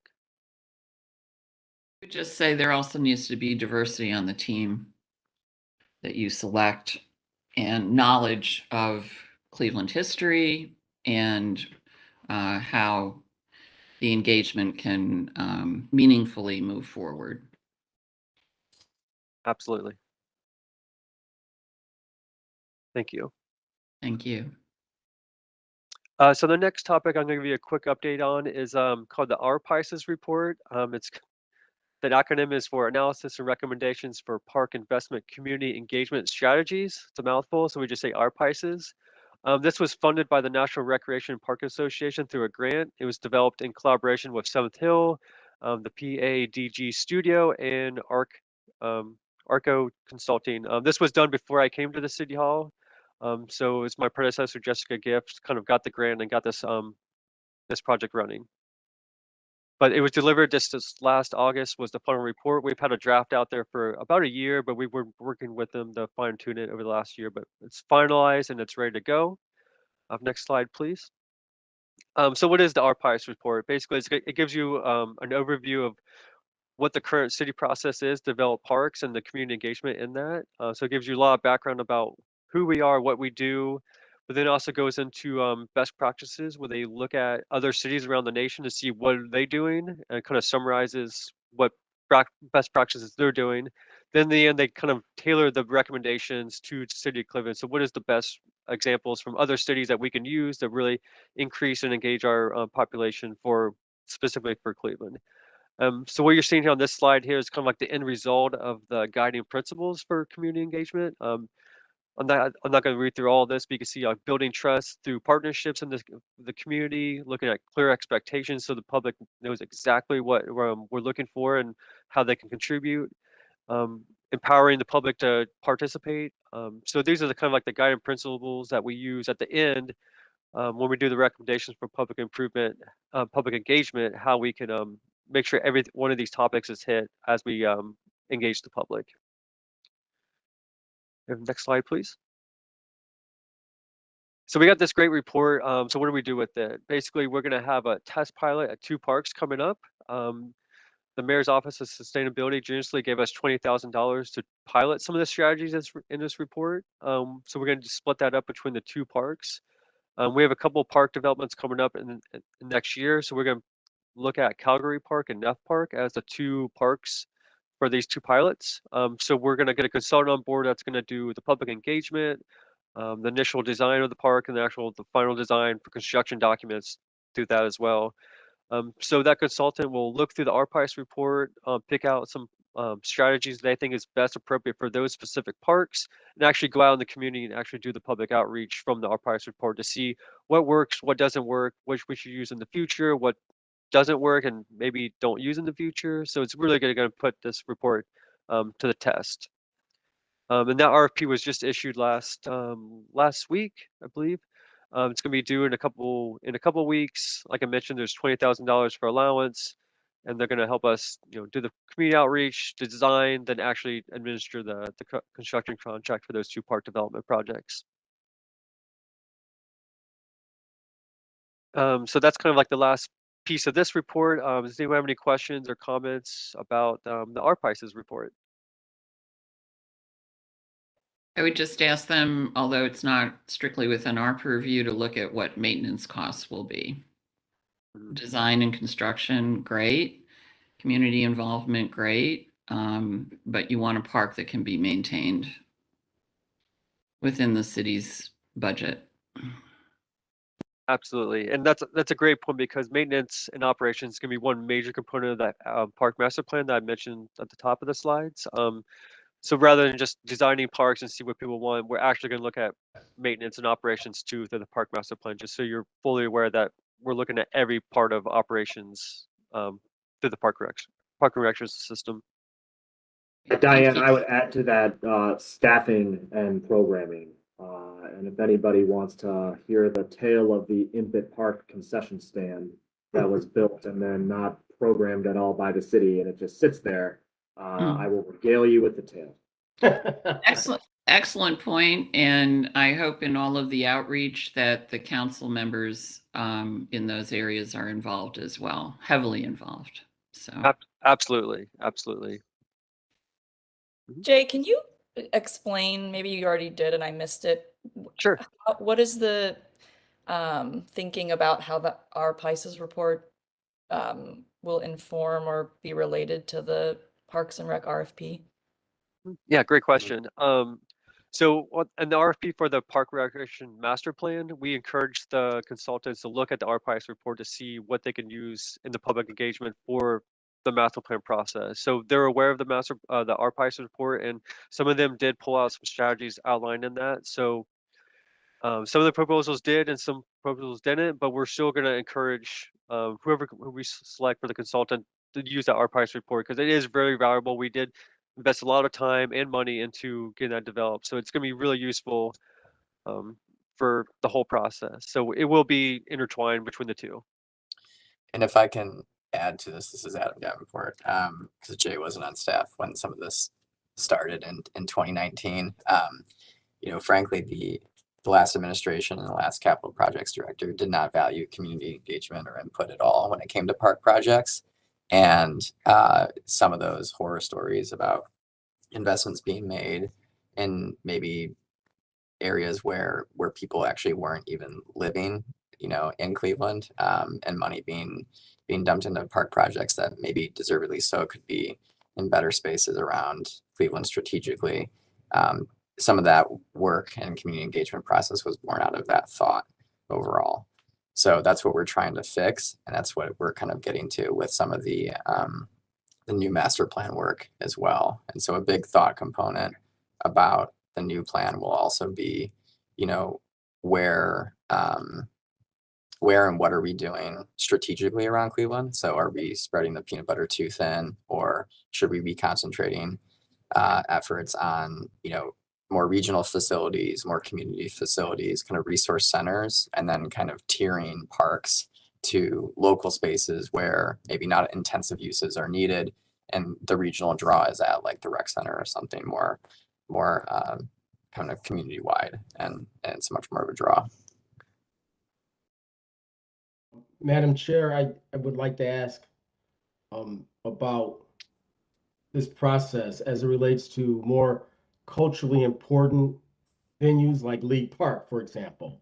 Will this process be honest and transparent relative to perhaps bringing in third parties to run and operate and manage and permit venues of that nature, to increase its full potential?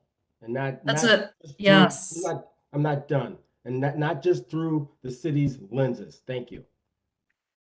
So I can take that question, Vice Chair. And there is a separate study right now around, oh gosh, what is the acronym? PAW.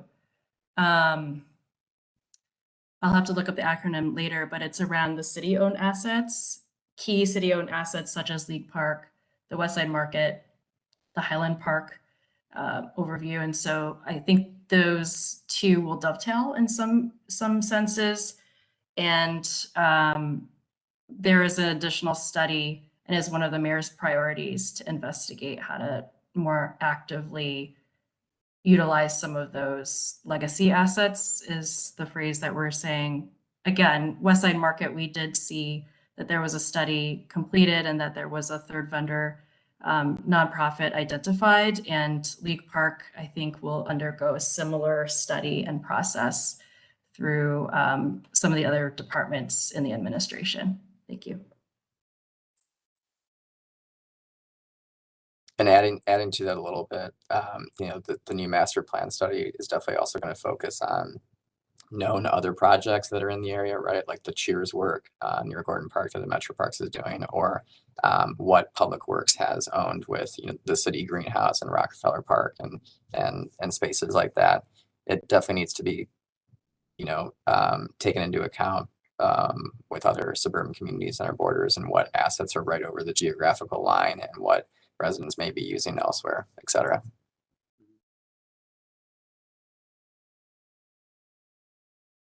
Yeah, thanks for Adam for adding that to it. Thank you very much. I have my hand up, Madam Chair, just to, if it's okay, just to say thank you to this team, and kind of a little bit of an LOL at some of Adam's very professional comments. You know, I think an elephant in the room is that we have citywide assets for a city of 1 million people, but we have so far below that now that just moving forward, the ability to compete with surrounding communities and provide the level of service that our residents expect and deserve is very challenging, just from a budgetary standpoint, because we're spread so thin. And, you know, and I think, you know, a lot of our rec centers are old bathhouses that have been kind of converted, and they are built in an era when people didn't have motor vehicles, so they needed to be able to walk there, so they're densely clustered. And, you know, what we have in that scenario is a hyper concentration of rec centers in some parts of town that just are nowhere near in competition with what people expect for a rec center in 2022. So I think that this, you know, we've been very apprehensive in the past to talk about how we can regionalize, how we can provide better quality services, and I think that this is all a part of it. But it's I think that the results of this analysis, these analyses I'll put together, could come with some tough decisions. But then that's all the reason more that I think that this commission should be bird dogging this and representing the community and understanding what needs to be done to make sure that we're not just providing places to go, but we're providing the highest quality places to go. Yeah, building off of that, if I may, the two stats that I love to throw around are that Cleveland has the most pools per capita than any major city in the nation. And all of our residents are within 84% of our residents are within a 10-minute walk of the park. And if you walk to some of our parks, or if you even know where the closest pool to you is, which is only open 2 months of the year, 12 to 7, 6 days a week, we're talking about a quality issue, right, as well. Like, what are we actually getting for the money that we're spending? And are you also available, or also are you able to get, health and human services at some of our facilities? Are you able to use a computer if you need to, et cetera? Like, are these actual resource centers, or are they just fields of grass somewhere, nearby you that we're counting as a park? I also just think it would be really helpful, during the kind of whole RFP research process to really try to take stock of what activities and programming is being offered for different age groups, different user groups. I feel like there's a high concentration of like a certain type of programming and maybe not a lot on the edges, maybe for younger children or older adults. So I think just really, and also then like the calendar year and what's available, at the middle of the summer versus, we all know that the majority of the year is actually not ideal for outdoor activities. So how can we think about kind of a 12-month calendar of programming? Absolutely. Well, thank you very much for coming, and we're going to see a lot of you. So really appreciate this and appreciate the engagement with us too as a commission. Appreciate that, and appreciate I think the coordinated and integrated thinking of all of these things, the PAW, the RFP. I think that'll be critical. So appreciate it, and we'll see a lot of you soon. Yes, thank you so much for the opportunity. I really appreciate it. Yeah, we'll definitely be coming back to you. And this is my first time to go to the commission, so thanks for the welcome, and we'll be seeing you soon. Thanks so much. Okay, thank you. Okay, and I think this is the last item, but it's a big one. So it's an update on the North Coast lakefront, and this will include Director Wong and Allison Lutzkila from GCP and Annie Pease from the City of Cleveland. So we look forward to this presentation. Thank you. We do have one more mobility update. Following this, we will have some legislation coming your way shortly around mobility, so we want to update you on what to expect. But for the lakefront, first of all, I just want to say that the mayor kicked off the first town hall yesterday for the lakefront North Coast connector, and it was very well attended. There were probably, I want to say 100 plus 150 people there in City Hall, the People's Home, as he called it, to begin understanding public feedback. There are two processes happening right now, which Annie and Allison will speak about. And I will say that we're all really excited. We really feel that the time is right to make steps forward with these large infrastructure and public realm investments. The mayor himself is very, very excited and prioritizing things like this that will be a regional asset to connect to the lakefront. And I'll just share that the mayor's values and principles have strongly undergirded every RFP and every process, which is that of racial equity, of sustainability and resiliency, and that includes multimodality, and then also inclusive economic development. So there are many parts of the lakefront beyond just urban design and master planning.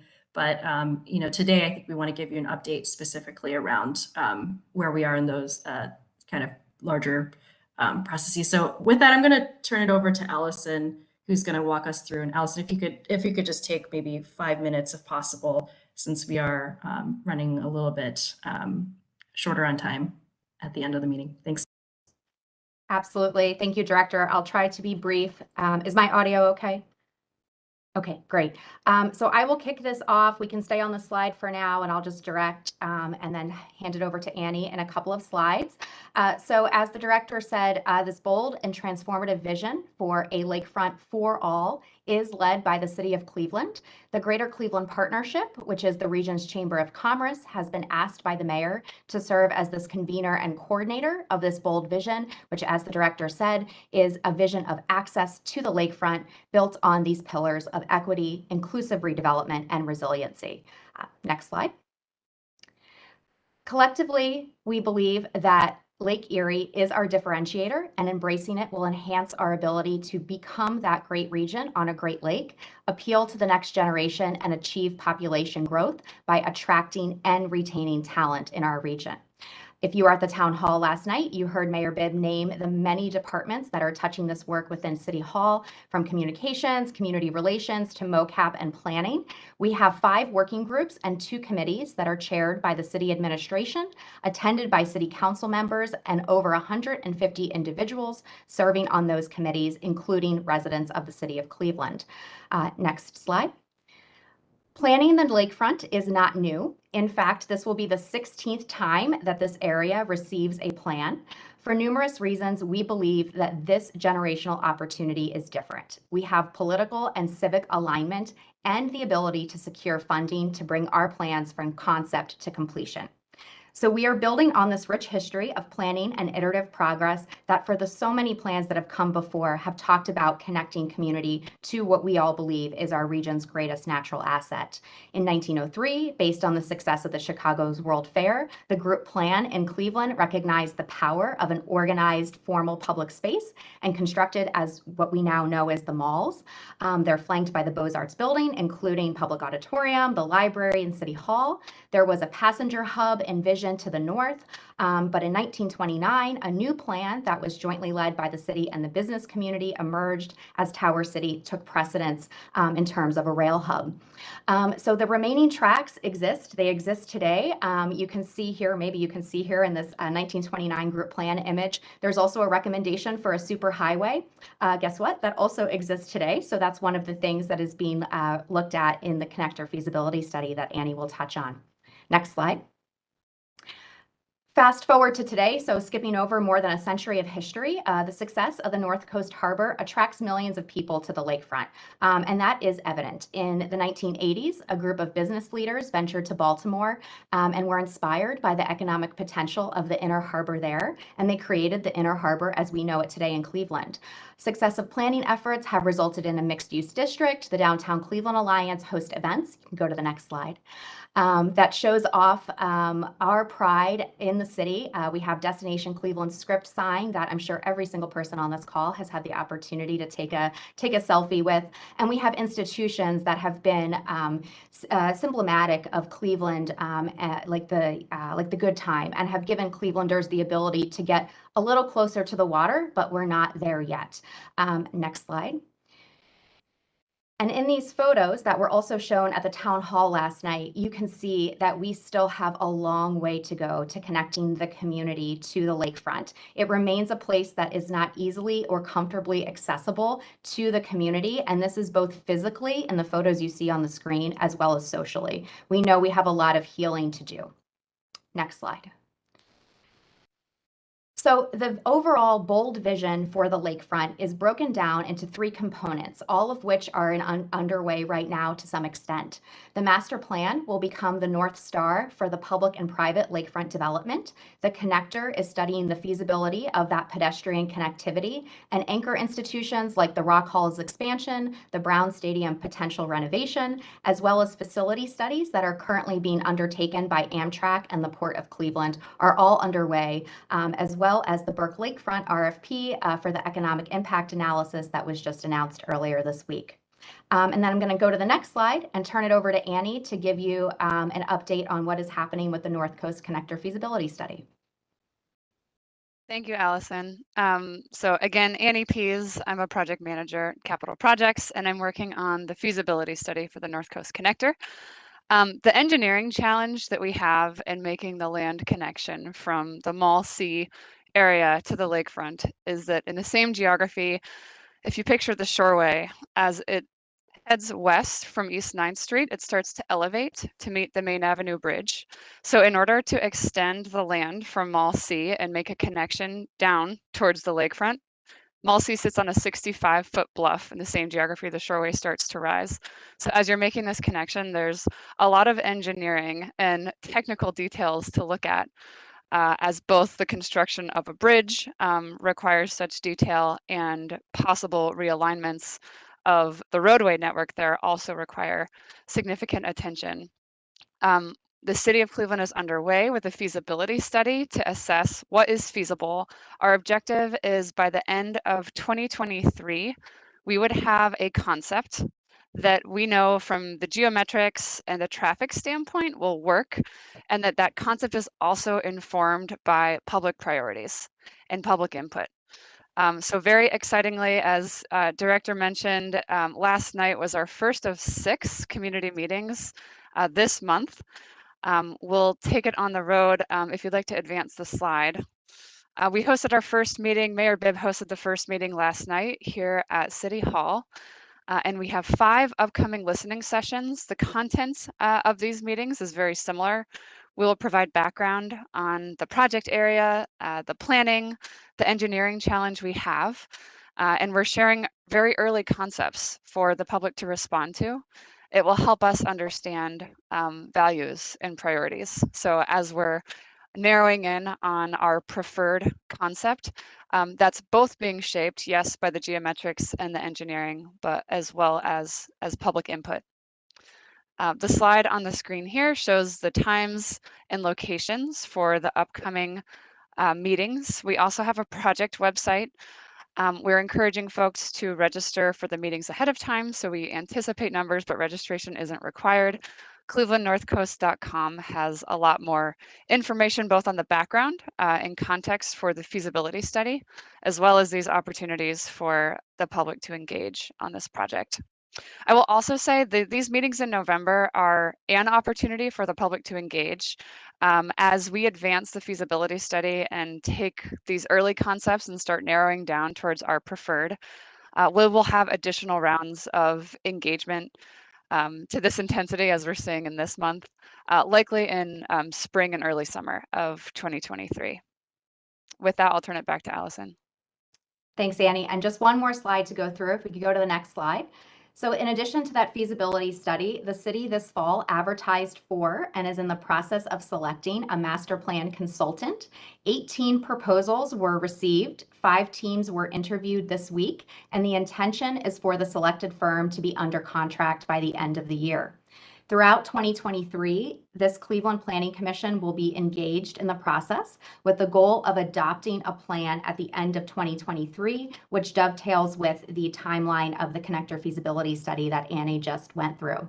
The combination of the feasibility study and the master planning work concluding at the end of 2023 and emerging with a preferred alternative on the feasibility side and an adopted plan from the City Planning Commission on the master plan side will greatly unlock our ability as a region to secure federal funding to advance this vision. Again, this year-long contract with the master plan will be designed closely with the community about what we do at the water's edge, which ties in again to that feasibility study that is examining how the community gets to Lake Erie. This is a closely coordinated process in addition to all of the other studies and plans that are going on in addition at the City of Cleveland with our partners at the county and Metro Parks and NOACA, as well as the private stakeholders and institutions that currently exist in the space. It makes for a very complex and very exciting time for us here on the Great Lakes, and we really appreciate the opportunity to share it with you all this morning and look forward to future engagement and conversation. Thank you to the 3 of you. Commission members, any questions about the process or what's upcoming? Or any I'd questions? just like to commend everyone for coordinating. I'm not saying collaborating because that's an overused word or term, but coordinating with all the other activities and agencies that are involved in planning. I think we need to continue to do that in the city. Thank you.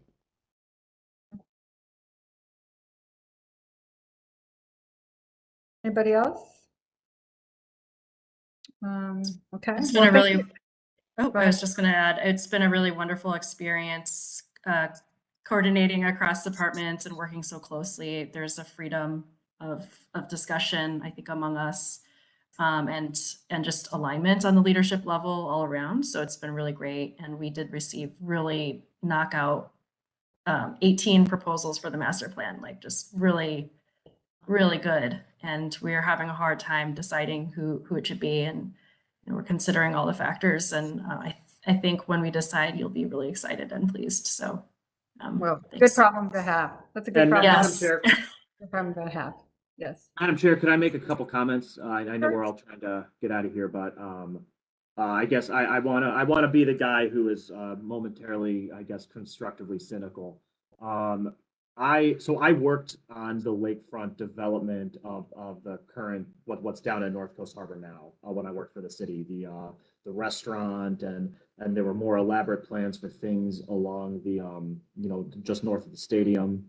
And just a couple things. One, it had been mentioned that there's been 16 plans, and I think a failure in the past has been we focused more on the plan and the glossiness and the excitement without really digging into the technicalities of why lakefront development is incredibly challenging and in many ways not legally feasible in today, here and now. And I guess what I don't want this plan to do is to just end up being another false expectation that this will all happen without diving into the fact that, like, the city of Cleveland, we can't sell lakefront land. It's prohibited by charter. The state of Ohio retains ownership of the original lake bed, which includes all the lakefront land. So there's complicated financing. People often say, well, Chicago just tore up the airfield, so why can't we tear up the airfield? And without pointing out that my neighborhood lost thousands of homes in the 90s for Hopkins expansion, and there was actually strategy in putting an airport on the lakefront.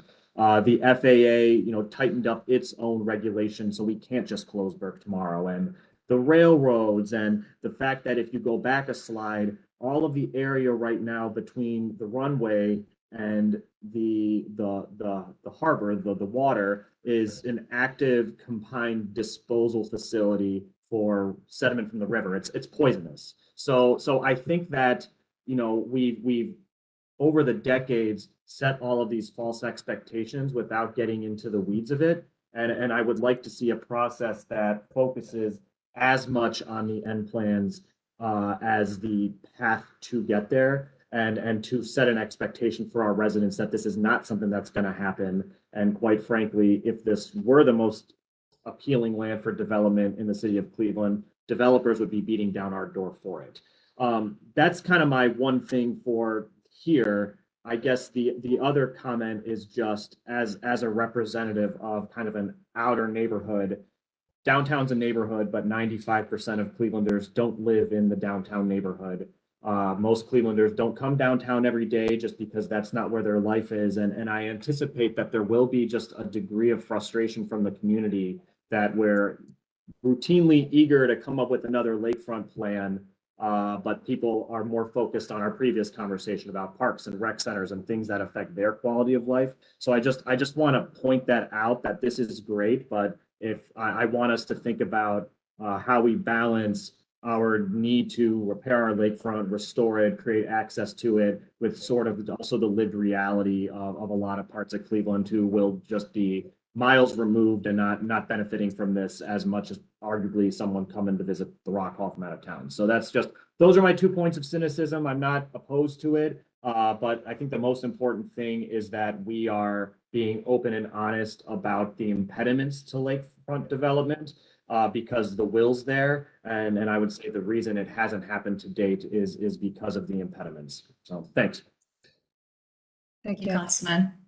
Thank you. Yes, I just want to briefly respond if possible. I think, yes, thank you for pointing out the challenges and the complexities. And there are hard truths. I think there's going to be a lot of communication, and also, honestly, there probably will be a lot of skepticism to overcome. And I think, I'm very aware of that, and I think our team is very aware of that. I think one of the most important emphases on the lakefront here is our interview questions for the firms were like, right now we acknowledge that most of the things are ticketed. And those are the things that you need to pay to get to the lakefront, for game, for museum. And there's a very strong emphasis on the public realm. And what does it mean for the city and the county and all of us to really take ownership over the public realm and provide things through this master planning effort, not just the strategy and like dealing with air rights. Of course, that's all there are multidisciplinary teams that we're interviewing to really address some of those things. But it's really like, how do we really make it the people's place and a place where you could just come by 365 days a year from West Park off the RTA to just take a walk and sit on the lakeshore and then think, like those are the types of things that we're really aiming for, is like, we want to protect the public realm while also inviting the private stakeholders to really participate civically in that. So thank you. Thank you very much. Okay. Well, I thank you guys. We'll see you soon. And I'm sure actually probably next we'll see you, Annie, with some of the feasibility studies, probably sooner than later, and look forward to that. So thank you very much. And we'll move on to the mobility study on who will be presenting this. This will be Kelly. And I just want to emphasize that we'll want to do this quickly. And I think, Kelly, you know the high points to hit. So we can move quickly through the slides. Maurice, thank you. Thank you. So I'm Callie Mersman, Senior Strategist for Transit and Mobility. I'm joined in this presentation by Annie Pease, and we just want to share a couple of high-level projects and progress that we're making on mobility initiatives in general across the city. Annie will kick us off. Sure. So thanks, Callie. Quick update on Complete and Green Streets. Next slide, please. The new ordinance passed at the beginning of 2022, and Callie and I brought that ordinance before the commission. Our big update is that by the nature of the ordinance, we need to convene the newly formed Transportation Infrastructure Advisory Committee by early December. So we have all of the members of the newly formed committee have been appointed. The new Complete and Green Streets policy has been posted online, and this is really the guidebook for how we're operationalizing the charge of the ordinance. And invitations to the first Transportation Advisory Committee meeting will be going out shortly for the first week of December. The first meeting will be an orientation to committee members and lay out the charge of the committee and expectations for quarterly meetings going forward. That's it. Callie, back to you. Thanks. Next slide, please. Next slide, please. Thanks. So as you may remember, one of the conditions of the Complete and Green Streets ordinance is that we update an active transportation plan for the city. We've begun calling this a mobility plan, as it will encompass bikeway, pedestrian, transit, and vehicular accommodations. This follows a legacy of master planning from our most recent bikeway master plan, which is in 2007. And there have been a couple of plans that have updated that moving forward. We anticipate an RFP for the mobility plan coming out soon. This plan will include an updated network for bikeway connections to help us prioritize implementation. We are also looking at policies and practices to incorporate the mayor's vision of multimodal accommodations across Cleveland and generally helping people move across the city in an accessible, safe, and equitable way. The mobility plan will also include some specific focus on a citywide midway bicycle network, which Annie will get into the first segments of coming up next. And just to tip my hat at something I've heard commission members say in this meeting and in past meetings, we'll be sure that this RFP includes a robust requirement for community engagement and paid ambassadors reaching into diverse populations, including youth. So Commissioner Fluker, you've been heard. We'll be sure that's written in. So the RFP for this is targeted to come out in the next couple of months, and we anticipate that the mobility plan process will take place over the course of calendar year 2023. Next slide.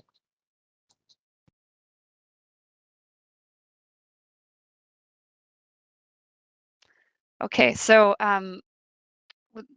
Capital Projects is going to be seeking authority through legislation to apply for and receive funding to bring on our design consultant for the Superior Midway project. Unless Alex took them downstairs. I hear some background noise. Oh.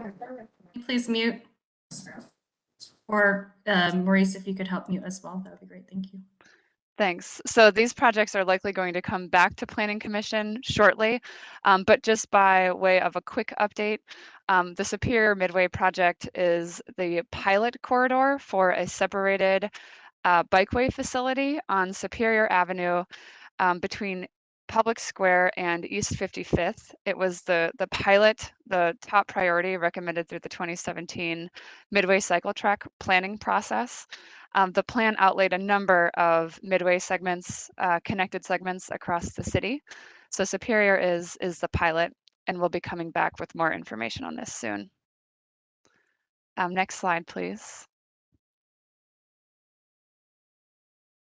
This map shows the corridor again, Superior. It's 2.5 miles from the east side of Public Square to East 55th. Next slide, please. This slide shows a typical roadway configuration with the center bikeway facility. Again, center bikeway facility separated with a landscape median from vehicular travel lanes. Superior Avenue is also a very busy transit corridor, so we're working closely with RTA, have been throughout the Midway planning process, and as we get closer and closer to design, we're really envisioning a 21st century use of Superior Avenue from Public Square to East 55th. Next slide, please. Another segment of the Midway plan is the Lorain Midway. And again, to the commission, this will come back to the commission in coming months as Capital Projects seeks authority to apply for and receive funds for advancing design for the Lorain Midway. Unlike the Superior project, we've assembled the appropriate grant funding needed to advance that project. With the Lorain Midway project, we've assembled approximately half of the funding we need to get us through full construction. But with the existing funding we have in place, we'd like to begin advancing design. Next slide, please. For the Lorain Midway, and this project will go from West 20th Street, so just west of the Lorain Carnegie Bridge, to West 65th. It's 1.8 miles. And our strategy is that by advancing design without having the full construction funding, we will be more competitive for infrastructure grants to help us close the gap. Next slide, please. This rendering just shows a typical section. Unlike the Superior Midway, the Lorain Midway would be a bicycle facility next to the sidewalk instead of through the center of the street. This really just speaks to the context sensitivity of the Midway recommendations, and that the Midway is sort of the spirit of these recommendations, but really looking carefully at how these streets are used, how they function, and coming up with the best facility. Again, looking at landscaping treatments and similar aesthetics, but designing the facility so that it aligns with the context of the corridor. Next slide, please. I quickly wanted to mention Thrive 10593. The Capital Projects has collaborated with planning on advancing preliminary engineering for recommendations from the Tiger-funded Thrive 10593 planning study. We are working towards the end of the year, developing a concept and a strategy for the whole 7-mile corridor that we'd like to advance for additional design and engineering. We have convened a stakeholder committee to guide us through taking the planning phase into a design concept for the roadway. Coming up on December 1st, we have a public meeting that will be hosted virtually, and we're setting up watch party locations at 3 different locations along the corridor. So keep an eye out for more information on that. But December 1st, evening time slot, we'll have a virtual public meeting, and we've partnered with CDC partners on identifying meeting locations and live streaming for participants. Next slide, please. I included a few slides here that I won't linger on given time constraints, but the concepts we're really looking at the Thrive corridor. It's RTA's bus number 10's corridor. So we're looking at the multimodality of the street, the transit experience, the bike experience, and safety. And those are really guiding our recommendations alongside the capacity of the street and the volume of vehicles that the street carries. Next slide, please. These are bikeways, important transit stops. Next slide, please. And known safety hotspots throughout the corridor. Next slide, please. Another important aspect of our mobility landscape in the city of Cleveland is our scooter and bike share program. We currently have 4 operators with permits across the city and are working on basically a phase 2 of our existing program focused on better organization of parking in the right of way, as well as expansion to neighborhoods across the city of Cleveland. We've been partnering with Bike Cleveland in Cuyahoga County, along with Bongiorno Consulting and Tool Design, on developing parking typologies for scooter and bike share that include things like rack, sidewalk markings, and signage, as shown here. The typology recommends different types of parking setups based on neighborhood density and context. Next slide, please. We have also been working with that same batch of people to look at potential sites for shared mobility parking hubs across the city. This is available from Cuyahoga County Department of Sustainability's website, and you can sort of see the breadth across the city as well as in surrounding suburbs. These locations are undergoing review by the city as well as the Ohio Department of Transportation and will be funded through a TLCI implementation grant the city received in, I believe, 2018, along with the county and Bike Cleveland, to invest in the racks, sidewalk markings, and signage as shown in the previous slide. Next slide, please. And finally, to wrap up, we just want to give a brief update on some of the grant funding and resource opportunities that we're pursuing to implement all of the things that we've talked about today. So far, the city in the last 6 months or so has submitted a Safe Streets and Roads for All grant to the US DOT for Vision Zero implementation for a total project cost over 5 years of $16 million. We also submitted a Reconnecting Communities pilot program for a planning grant of $2 million to address I-90 as a barrier to neighborhood connectivity through many East Side neighborhoods. This builds on both the Cheers initiative that Metro Parks has been shepherding along with the city as a partner, as well as ODOT's Inner Belt Reconstruction Project. In the fall, we submitted for a TLCI implementation grant for additional multimodal enhancements to the East 140th Street roadway project, which has come before a planning commission in the past. And just this week, we submitted an application for technical assistance for accelerated mobility planning. This dovetails with the updated mobility plan that we talked about kicking off next year in terms of process review and implementation capacity. We applied for this in partnership with Bike Cleveland and are excited about potentially incorporating this into the overall mobility plan document. Next slide, please. This is our final slide. These are grants that we're working on now and have upcoming. The first is a SMART grant. This is another US DOT opportunity through the Bipartisan Infrastructure Law focused on technology solutions to transportation efficiency and safety. We are building a team with RTA and CSU to investigate what smart corridors could look like through the city, prioritizing movement of transit, bicycle and pedestrian users, and emergency vehicles. The Consolidated Rail Infrastructure and Safety Improvement is another federal grant available for improving safety, efficiency, and reliability of rail. City is looking at Bessemer Avenue for at-grade rail crossing improvements. That's due in early December.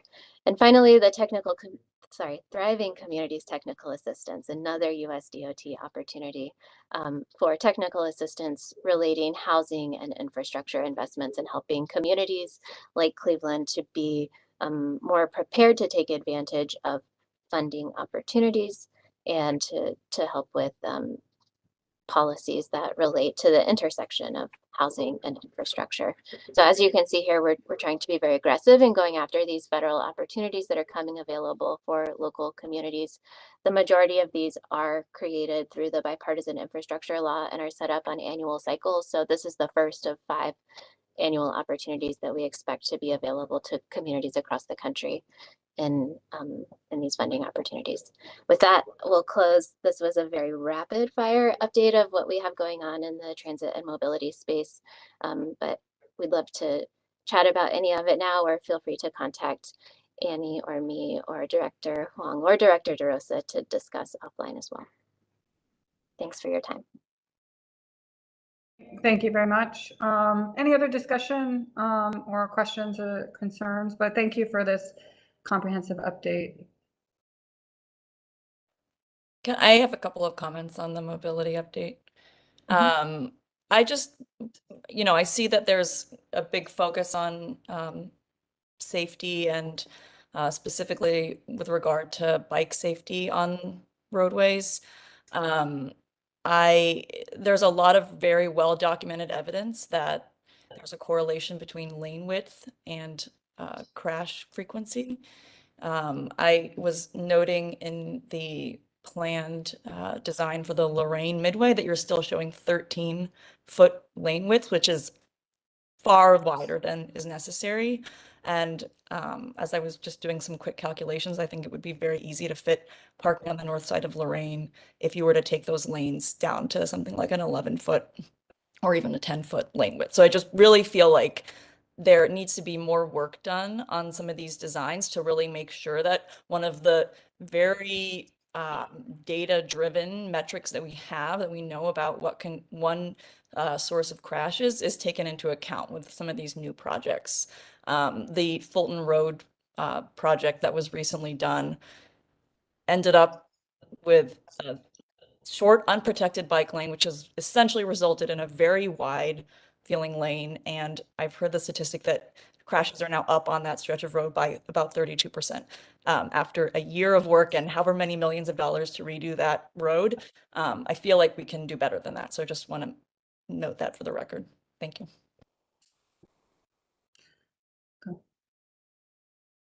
Okay, that's a good comment. Well, maybe you can take that back, and obviously we're going to see that again. So you're going to get this comment back if it comes back at 13-foot lanes. So maybe if you could take that back and have a discussion, if there's a way to rethink that, that would be very useful. So. And I'm also, just to be clear, I'm very much in support of the, the protected bike lane, especially the Midway. Thinking more innovatively about the Complete Streets work. So I applaud all of that work. What concerns me is very wide lane widths and or stretches of unprotected bike lane that, because, of just sort of the driving culture of Cleveland, we've all seen cars and buses drive in those unprotected bike lanes. So I just feel like we should be, wherever possible, trying to move away from just putting sharrows or unprotected bike lanes that are just not really obeyed and result, in my opinion, in actually lower safety. So just want to, yeah. I agree with Marika. I'm going to suggest how you avoid what happens, because what happens typically, we come up with wonderful plans. Let's just say we adjust the lanes, and they get sent to Department of Engineering and Construction, and they do what they are accustomed to doing the last 50 or 60 years. And I think there's got to be some sort of oversight, quality assurance, and quality control that exists to help short circuit what happens when the plans get turned over. Thank you. If I could respond quickly, I appreciate the interest in safety and multimodal accommodations on our roadways, and the Complete and Green Streets policy reform that Annie led off with today does create such an advisory committee, a better process around reviewing project scope in detail very early in the project stage, so that those desires, the goals and desires are established, the budget and project scope can be established based on those goals, and then there is repeated engagement and detailed eyes on the design as it moves forward. So as we said, we're just having our orientation this fall, but we look forward to launching that process and then iterating with members of the advisory committee and others that see additional area for improvement. Okay, thank you. Okay, Director Wong, do we have a director's report today? Just very brief. If you could go to the next slide, we're really just preparing for the upcoming year now that we're starting to see the end of 2022. And so I did want to say that we will be emailing out the schedule for 2023 to all commission members in advance. You will see that because of Good Friday, City Hall is closed April 7th. And so instead, we will be having 3 meetings in March, which is still biweekly, and then have 1 in April. The rest of the schedule will follow the first and third Friday. And because it is in our rules, we need to present this to you for that approval to say that we will have 3 meetings in March to avoid the Good Friday conflict. Do you need that approval today? No, not necessarily. Just wanted to put it on our radar. There's no action that needs to be taken. It's more an acknowledgement and for the public and for you. And 2, I know Director Fluker is going to raise this. Will you be sending calendar invites for the year, and they will come out when? Yes. We had the debacle this year. I guess my question is, has it been working so far since we dealt with the solution? So we will follow the same pathway 2023 as long as it's working. So yes, those will be coming your way. There will be calendar invites. We will not miss any more meetings. Well, I and appreciate your yes, and if possible, the sooner the better. Meaning that, like my January and February, and we're moving into our building, it's a little nuts. So the sooner these get on my calendar, the better. But if you can send even this draft out to us now, as soon as you can, even before the invites, it's just helpful for us to book next year. Right. And so if I may, if we could finalize at the next meeting after sending this out for comments, that would be great. Thank you. Okay. I mean, we still have a quorum if you want us to just vote today. Michael Bozak, do we need to vote on it? It's not that we need a vote, Madam Chair. It's just that we need you to essentially order us to put a meeting on the agenda that we would not normally be putting on. So that's on the schedule. That's what's happening. Does anyone object to that ordering? Yeah, we need you to do that for us. So March 31st. Okay, so please add a 3rd meeting in March, and ask my commission members if anyone has any objection to that. I think you've got latitude, so go ahead. Okay. Thank you very much. Appreciate it. Okay, and meeting is adjourned. Thank you all, and have a good weekend. Thank you. Thank you. Thank you, Marika, for adding so much to